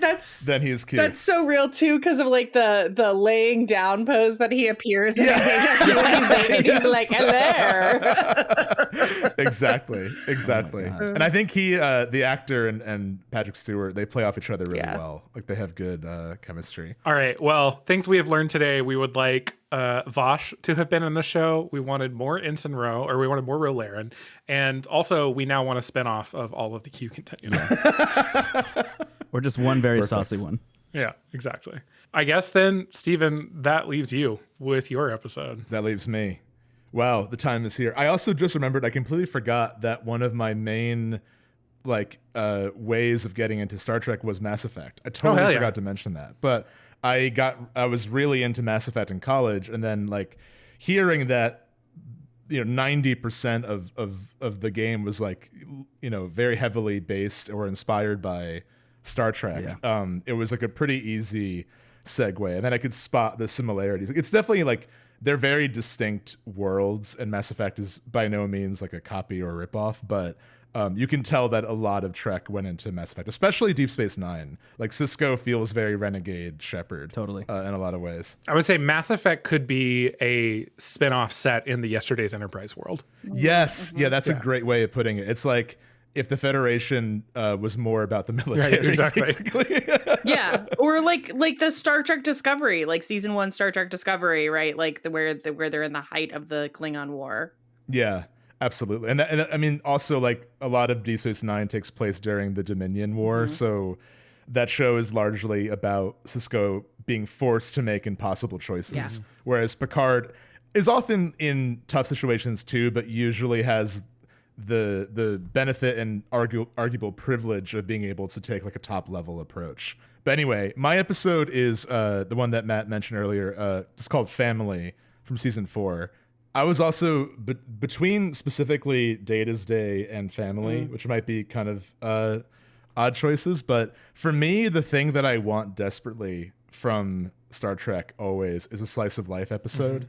And I feel like so many episodes begin in like the rehearsal of a Shakespeare production or like people in like a yoga class, and I'm like, I just want to stay here for a bit. Like totally agree. In 10 minutes I know the Romulans are going to attack, or like, you know, someone's going to realize it's all a dream. But like those cold opens of like, what is the everyday life like on the Enterprise? I think the characters are strong enough that I don't necessarily need there to be additional stakes to enjoy the episode. Even Data's Day kind of has that like conflict with the Vulcan ambassador there, which like feels kind of extraneous to everything else. In Measure of the Man, it's the poker game at the beginning that they're all playing poker together. Yes. That's the first one, right? Yeah. Yeah. It might be, yeah. That's also, I think, the joy of a holodeck episode is like it's never that serious. You know, it's always going to be like a little kind of self-contained story. Family, I think, is a really special episode because it marks the change in writing style where I don't know the specifics, but I know that Gene Roddenberry, the creator of Star Trek, was pretty strict with the writers about like in terms of it being episodic, like he was pretty strict about things not kind of coming back, you know, and you could tell that the writers really wanted to bring things back. And I think it would almost be a disservice to the story and the character to not reckon with the aftermath of Best of Both Worlds, which is a 2-part episode where Picard gets abducted by the Borg and turned into one. It's also like one of the all-time best episodes in my opinion, and it's really haunting and scary and sad, and also probably the best Riker episode. Like seeing him have to like navigate both like, okay, is it time for me to like focus on my career and become captain, even though I love my current role in the Enterprise, and then the situation in which he does have to become captain is like truly the worst case scenario that he probably couldn't have imagined. But Family is an episode that I think it's the next episode. It's Best of Both Worlds Part 2 is the season 4 premiere. The next episode is Family. And essentially Picard, it's also a Picard vacation in some ways, but very different context than the Captain's Holiday. But it's him going back home to France to visit his brother and sister-in-law and nephew, who he calls uncle, which is funny. And on top of that, we also get Worf, his human adoptive parents are visiting, which is fun to see them all together. And then there's also a third story with Wesley grappling with whether or not he's going to watch this old footage his late father recorded for him, like as a young man, like right when Wesley was born. His dad recorded like this, hey, like, you know, I want to show you who I am right now, because, you know, you're a baby and I'm a young dad, and here we go. We've rephrased that's a weird way to say it. But Wesley's dad basically just recorded a message for him to watch when he's older. I think the Worf and Wesley stories are totally fine. I think the Worf one is sweet because, like, I think that might be the first time we meet his human parents, and they're just, like, overwhelmingly kind. And also, I think what's nice to see about them, I think something the show runs into a lot that can be kind of gross and maybe unintentional ways is, like, the show is trying to acknowledge, like, okay, in space, there are all these different cultures, and we have to, like, honor all of them, but I feel like they're almost always othered in a way, and like usually the human way is painted as like the normal or best way. And I think it's nice to see Worf's parents like make an active effort to like incorporate his Klingon heritage in his upbringing. Like they learned how to make the food. They never tried to like erase that part of him.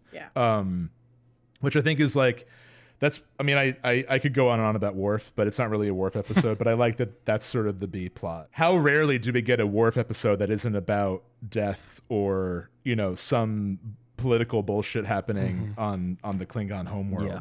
So that's a rare treat, but really it's my pick because of the Picard stuff, where Picard is clearly traumatized by that experience, but he's not really grappling with it head on. Like there's this great shot where Troy visits him in his room, and he's just kind of looking in the mirror, and he's a little bit like it takes him a second to realize she's there, and it's very subtle, but it's like it's such a human way. Like they could have made it so melodramatic, but it's such a human way to show like how disturbed and how like not himself he is. Where like, you know, any other time, if you compare that to any other scene where someone's visiting him, he's usually like calm, you know, like he like is fully in captain mode always.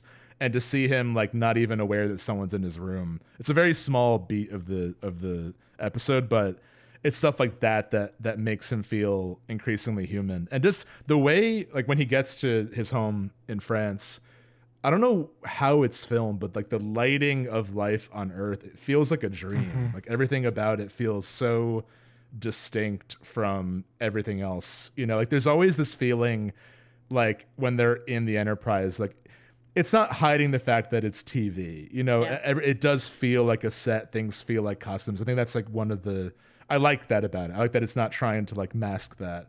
But when he's on Earth, it's like one of the first times in the show that feels really real. Like it feels crushingly real. And we see him like kind of butt heads with his brother, who his brother is sort of this like, we got to hang on to our values. And he's kind of more stuck in the past. And he's worried that his son is getting too interested in the possibility of pursuing a career in Starfleet. And all of this is just like really good, like technically low stakes, but really like rich character writing.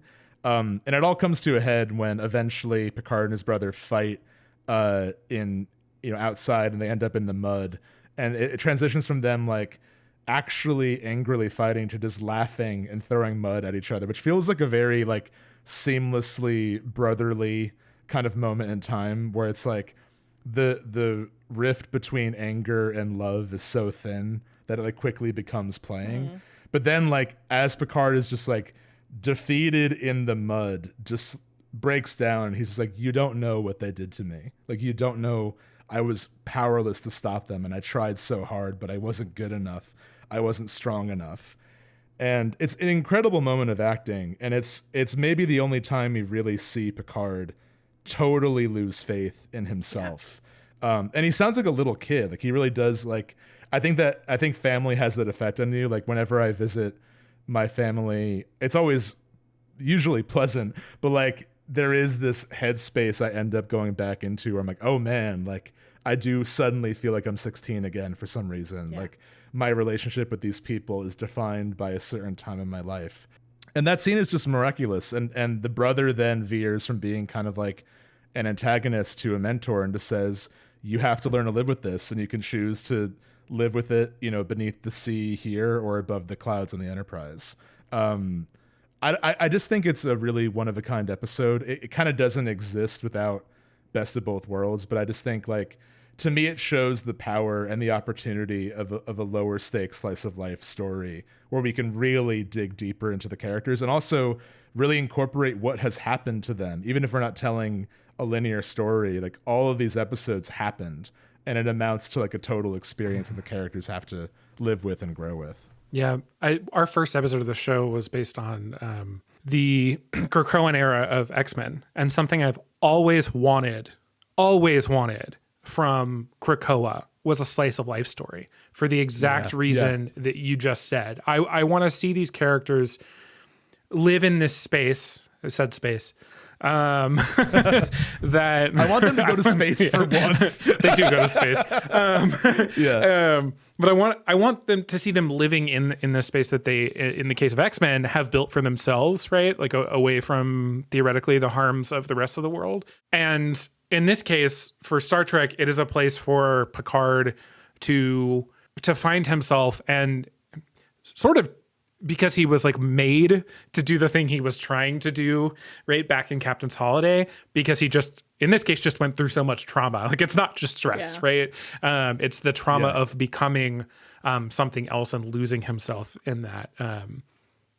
I love this kind of exploration. Yeah, and it's interesting to see, like, I think after this episode, we start to see more episodes grapple with old ones. Right. Like, it's a bad episode, but like Geordi having the follow-up to the girl on the holodeck, you know? Yeah. It's like it's probably one of my least favorite episodes in the show, but like stuff like there are better and other examples of sort of sequel episodes to like Yesterday's Enterprise is another good example, although that predates Family, I believe. But I digress. That's my episode. Yeah. I mean, I really love this because I think like so many of the Picard episodes, right? Like I think the thing that I love about Picard and the way that he's portrayed is like that he's supposed to be the best of us, right? Like, and that he is on his best day. He is the best version of like a careful, considerate, intentional, like thoughtful humanity. And I think what is so gut-wrenching about that moment and this moment, right, is like the places where we are often most vulnerable, right, are with the people who have known us for the longest, whether or not we have an adversarial relationship with them or not, right? Just like the length of time that you have known someone can influence the amount of knowledge you have available to you about them, and that makes, you know, the other person vulnerable. And so I think here, like, it's also a testament to like Pike, wrong person, wrong person. Damn, Picard. Picard is able to have this like moment, that moment of like brokenness and like lost humanity and reckoning with like the humanity he lost when he was assimilated. And I think it's really a really good moment for his character. I think that like one thing to be noted is that I don't think the story of the Best of Both Worlds would have been as successful if it wasn't followed by a beat like this. I totally agree. Yeah, if we just moved on from that with no like moment to reflect, it would have been kind of jarring, you know? And the fact that event comes up so frequently, like we talked about Iborg already, but you know, even outside of that, there are just fleeting moments in episodes from this point on where Picard just has like a brief flashback to the horrors he committed, right? I mean, we also the pilot of Deep Space Nine, similar scenario. It gives me chills every time, but the drumhead when he's on trial and she's like, "Have you fully recovered from your experience?" Oh my God. It's like you can tell it's like she knows exactly the worst button to push with him. And another fantastic episode. I'm sorry, you were about to mention another thing. No. That's I think that's a great point. Yeah, I don't know. I just think one of the strengths of this show, you know, despite what you were saying about Roddenberry's kind of all-encompassing, like, don't bring things back mentality in a lot of ways, because to be clear, like, the era where original series and TNG and even Deep Space Nine are all airing, and some of the series that followed are, you know, this stuff was getting syndicated. This stuff was airing out of order at all times. And I think the idea was like, you want any episode to be somebody's first episode, hypothetically. And I think the audacity in an era like that to be like, no, these are characters with arcs. You will grow and change alongside them as this show airs for almost a decade is really beautiful. And I think I'm glad that they committed to that style of storytelling and to, as you were saying earlier, Matt, to focus in on an episode-to-episode basis, but not lose sight of the fact that these are people. And this is one continuous story about this ship and the people who live there. Yeah. That's well said. Yeah, and I think Deep Space Nine is like that idea doubled down on, where, you know, everyone on that show, like, the finale of TNG is incredible, and it means the world to me, and I can't wait for you to watch it, Brendon. But I think all of those episodes exist kind of, you know, like, again, you can jump into them in any order.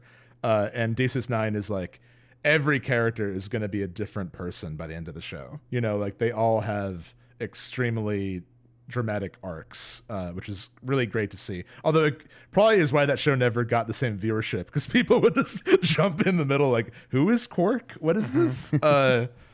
Anyway. I will say that's the one that I have like seen a random episode on in the past and been like, what the fuck is going on? So I just wanted to note a few episodes that we didn't fully cover today. And like maybe someone has some thoughts, but like we talked about Best of Both Worlds a bunch. We've talked about Yesterday's Enterprise a bunch. Yesterday's Enterprise was almost the episode that I brought. We also somehow have not talked about Darmok. Oh, incredible! It was very close for me. I watched that and Inner Light today. I'm glad I watched Darmok first because I watched The Inner Light and I was just like sitting there quietly crying to myself and also playing Balatro, which was like a weird combo. But man, Darmok, oh yeah, baby! Like I think that's my favorite episode overall. Really? Like I chose family because I think it represents like what I want out of Star Trek, like the slice of life and the more personal stories. But something about Darmok is just, I don't know. I think it does capture that like silliness that I like about Star Trek, but it is like a really interesting idea of this. You know, I think the premise that there's this group of aliens who only speak in metaphor and simile is interesting. But I think what really hits hard from that episode is like they are willing to die for the attempt at connection. Mm-hmm, yeah. Like it reminds me of, you know, the symbol of the tree in The Inner Light, where it's like, in a sense, these people giving up their ration of water to just keep the symbol of hope alive is similar to this group of aliens who are like, our ships might destroy each other, but it's still worth making the effort to communicate.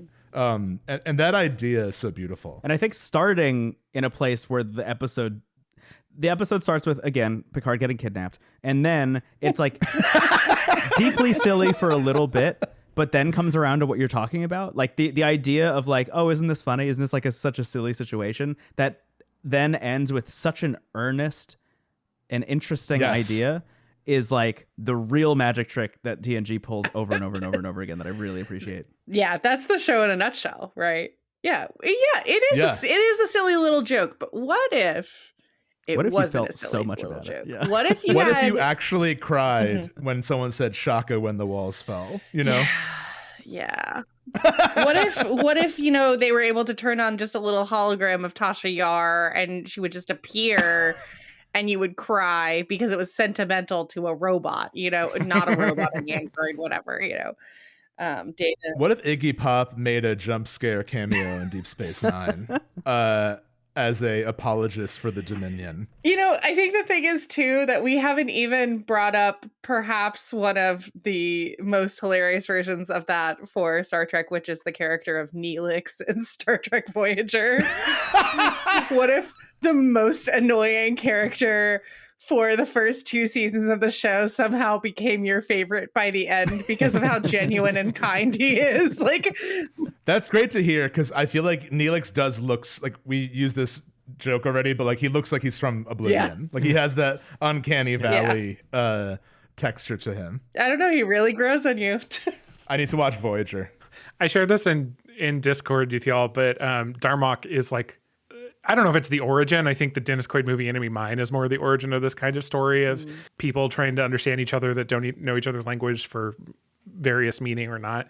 But again, Stargate SG-1 just fully carbon copies that thing and does it in a more militaristic way and ends it without as much meaning. It's an episode called The First Ones. And when I saw it the first time, I was like, wow, this is incredible. And now that I have seen it again after seeing Darmok, I'm like, wow, Darmok did it better. Yeah. Darmok with guns. Oh, you're not even joking. It ends with somebody getting shot. It. You got it. Yeah. You did it. You got it. Another episode that we haven't talked about that I also teased, by the way, in the Discord, Chain of Command. You might notice that there is if you go to our Discord channel, the latest picture is a photo of like a suburban dining room with a light fixture with 4 lights in it. Oh, that's another great Picard Gets Kidnapped episode. Yeah, that's another also all-timer Riker. Whenever Riker has to become captain and it's under a sad circumstance, great Riker episode. Also, any Klingon episode, a lot of them are like Worf, like manipulating like the politics. But I know a lot of people love the Klingons and their episodes. I am not one of those people. I don't know what it is about like the archetype for me of the person who like with their entire soul believes in a system that like they believe in honor and they believe in a code that was maybe made in a way that there's a character in Dragon Quest XI who's like an honorable knight who is like so undyingly loyal to the king, but eventually realizes like that's not the move. It's actually better to break away. Lae'zel is kind of a similar character in Baldur's Gate 3 and weirdly kind of similar to Worf, which I've been reckoning with the past few weeks. But I like Worf, like there's almost kind of a Don Quixote aspect to his character where like his code of honor is so much actually more honorable than like the set rules in Klingon society. And he kind of becomes like a paragon of his own sense of justice. Like the Klingon episode where he has to like accept dishonor for his family, but like the council and everyone knows the truth, and then he just like before they go out to do it publicly, he's like, wait, and then just slaps Duras and goes, now I'm ready. Like that's one I did favorite like, moments. Yes. An icon. Yeah, he's so good, and he's great in Deep Space Nine as well. They develop him in a really interesting way, and the Klingons have the state of the world in Deep Space Nine is much more bleak, so the Klingons like get wrapped into a lot of different things. But yeah, Worf is one of my favorites. Well, I think we're veering towards an ending here, but I wanted to ask y'all if there's anything else you wanted to make sure that the people checked out. Like if are there any other episodes they missed or anything particular about the show that you wanted to talk about? Oh man. It's not one of my favorite episodes, but you gotta watch First Contact. It's a great I think it's called First Contact. It is. The episode where they break the Prime Directive with the planet of aliens. Basically, like the Prime Directive is the highest code of law in Starfleet, where like Starfleet will observe and monitor planets and see when they reach a level of technology where they can be invited into the Federation, they will be, but it has to be handled delicately because you can't just like fly to a planet and introduce them to advanced technology when they're like still in a Bronze Age era or whatever, and like totally disrupt their quote unquote natural flow of history. You're gonna think you're gods. And then first, which there's another episode that has that exact conflict. Pamela Adlon's also in that episode. Like, why does this sound like King of the Hill? Oh, interesting. She's great. But yeah, so First Contact, they accidentally break the Prime Directive because Riker is the world's worst spy. It makes me laugh every time. There's like a 5-minute scene where he's in a hospital bed and they're like, we've never seen anyone like you before. And he's like, it's my genetic birth defect. And they're like, okay, but like everything about you is alien. And he's like, you should call my doctor. Her name's Crusher. And they go, okay, cool. What's her number? Oh, she's on sabbatical. I had like a toy gun in my backpack. Do you still have that? And they're like, well, we think it might be a weapon. He's like, oh, I was going to give it to a kid. You said you didn't have a family. It's a neighbor's child. I'm not exaggerating. Like, it's like, who's on first? Like, how do you most speed run revealing you're an alien in real time? It is so funny. Just that scene alone makes me crack up. But it's also a good episode. But yeah. I will say, and maybe it's too late to say this. Maybe I should have said this towards the top, but I do think watching the movies is a pretty easy way of getting into TNG if you think it's going to be a little bit like too much to just dive into 7 seasons of television. I think just starting with like the original series movies and making your way through them until you beat Picard is actually like a weirdly good way of getting into TNG. And then you get to the movie Star Trek First Contact, and that is incredible because that is about how Earth meets the Federation or meets the Vulcans for the first time. Just an unbelievable movie. James Cromwell is the guy who invents the warp drive. Love it so much. Really love good. it so much. The only ones I've seen that aren't the Abrams movies was a little bit of First Contact and Star Trek Nemesis. Incredible. Oh yeah. I saw that one in theaters. Wrath of Khan, Matt. I need to see Wrath that. of Khan is great.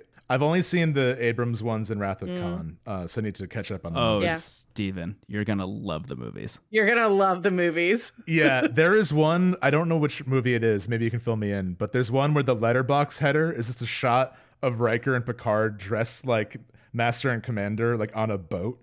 And I'm like, I need to watch whatever on earth this is, like tonight. It's amazing. Boat. Yeah, They look like they're right out of Les Mis. They have like that kind of era clothing on. Oh boy. I don't remember which one that is. Maybe it was a dream I had. I don't know, but I'm pretty sure I saw that. I mean, it seems entirely plausible because I was going to say my personal favorite, like random episode to recommend to people is where no one's going to be surprised. Elementary, Dear Data. I really like. Oh yeah. I mean, I love holodeck episodes, and I think that holodeck episodes are a really fun way to get into Star Trek. You can literally just search. This is it. It's sorry, let me cut you off. It's Star Trek Generations. Star Trek Generations. Ah, yes. Okay. Yes. I have not seen that one.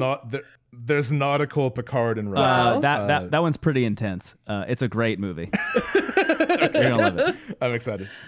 Sorry, I needed to prove that I believe it wasn't you. a dream I The had. thing is it's entirely plausible. I was about to tell people that my favorite episode of Star Trek, not the episode that I think is the best episode, because it's Measure of a Man is what I think is the best episode, but like Elementary Dear Data is my favorite episode because I love Sherlock Holmes. I love mystery stories, and I love just the little jape that's happening, like just this little jaunt through a story and through time. And again, it's a data heavy episode. It's everything that I love about the show. It is goofy and honest and earnest and like perfect. That's what's great about season 2 is it has that little bit of cheese from the original series still in it. Like there's the episode, I think it's season 2, where they go into that weird casino.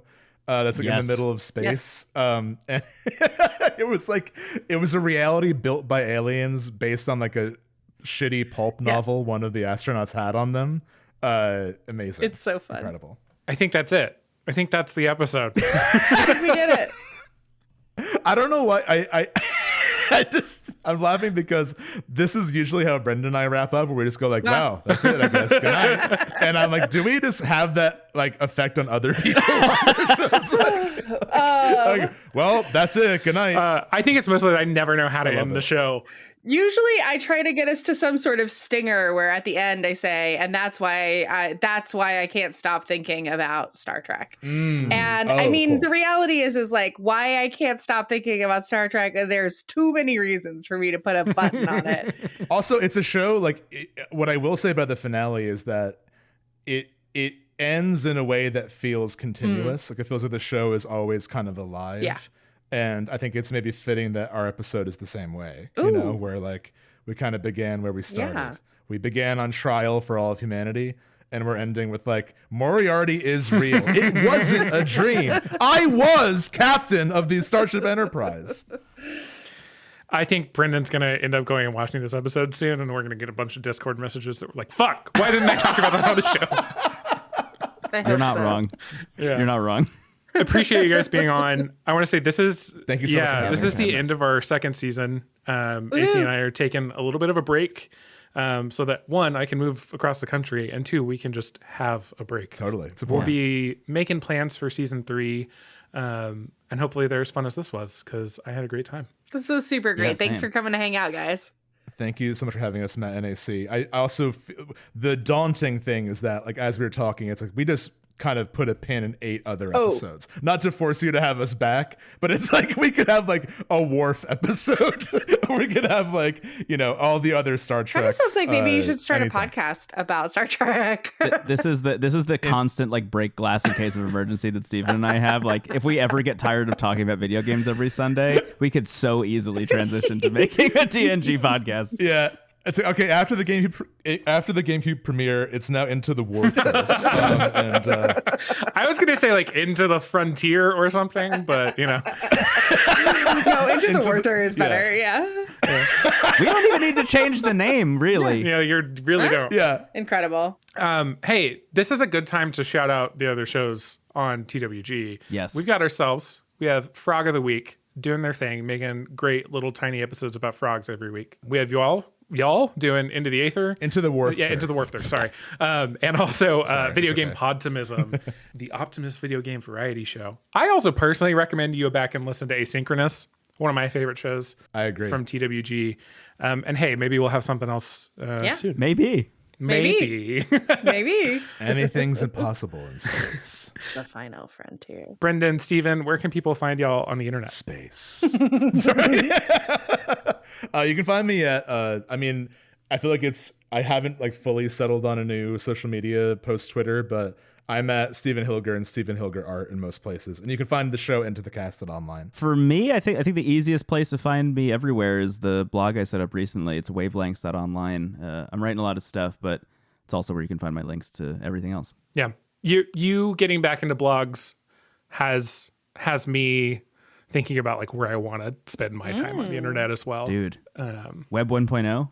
Hell yeah. Yeah. The issue that I have with my current blog setup is that it doesn't do short posts very well. I'm on WordPress, and it's really great when I want to post like text versions of a YouTube video, but it's not great when I want to like fire off the equivalent of a tweet, right? Yes. And so I really want short post support. that's really good and robust. So looking for that still. Yeah, we could talk a lot about that. Yeah. But for now. Which is to say, you can find my stuff at matthorton.live if you would like. Yeah. And hey, you can find my stuff at acfachi.com, a website I built specifically for this podcast. So I would have something to say in this bit. Also, can find the show at can'tletitgo.gay, Instagram, Threads, and TikTok at that same place. Again, the worst garbage is at theworstgarbage.online. Come hang out in the Discord. If you want to hang out with us while we are not making shows, that's the place to do it. We do update our threads every once in a while. We're still working on how we're going to do TikTok and Instagram and if we're going to keep doing it. We really got to get a workflow going there. Yeah. We'll figure it out. We'll let you know. But the place that will probably most likely let you know is in the Discord or on the show. Also, shout out to Scout for our art. Pay her to make you something at ko-fi, ko-fi.com/humblegoat, and at Pragmatism on Twitter for our music. And we'll see you in a few months. And if you want to know when, like I said, come to the Discord. Yeah. We'll talk to you next time. Talk to you soon. Bye. Bye-bye.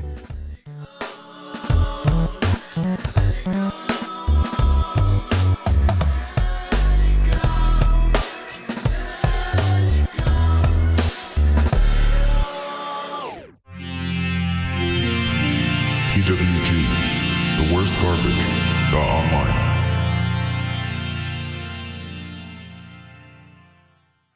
So do y'all want to try this? Latency and all? I really do. I really do. Okay, we're all going to be on a delay too, which is fun. So Yeah. everyone's going to say it at the wrong time no matter what. Yeah. all right.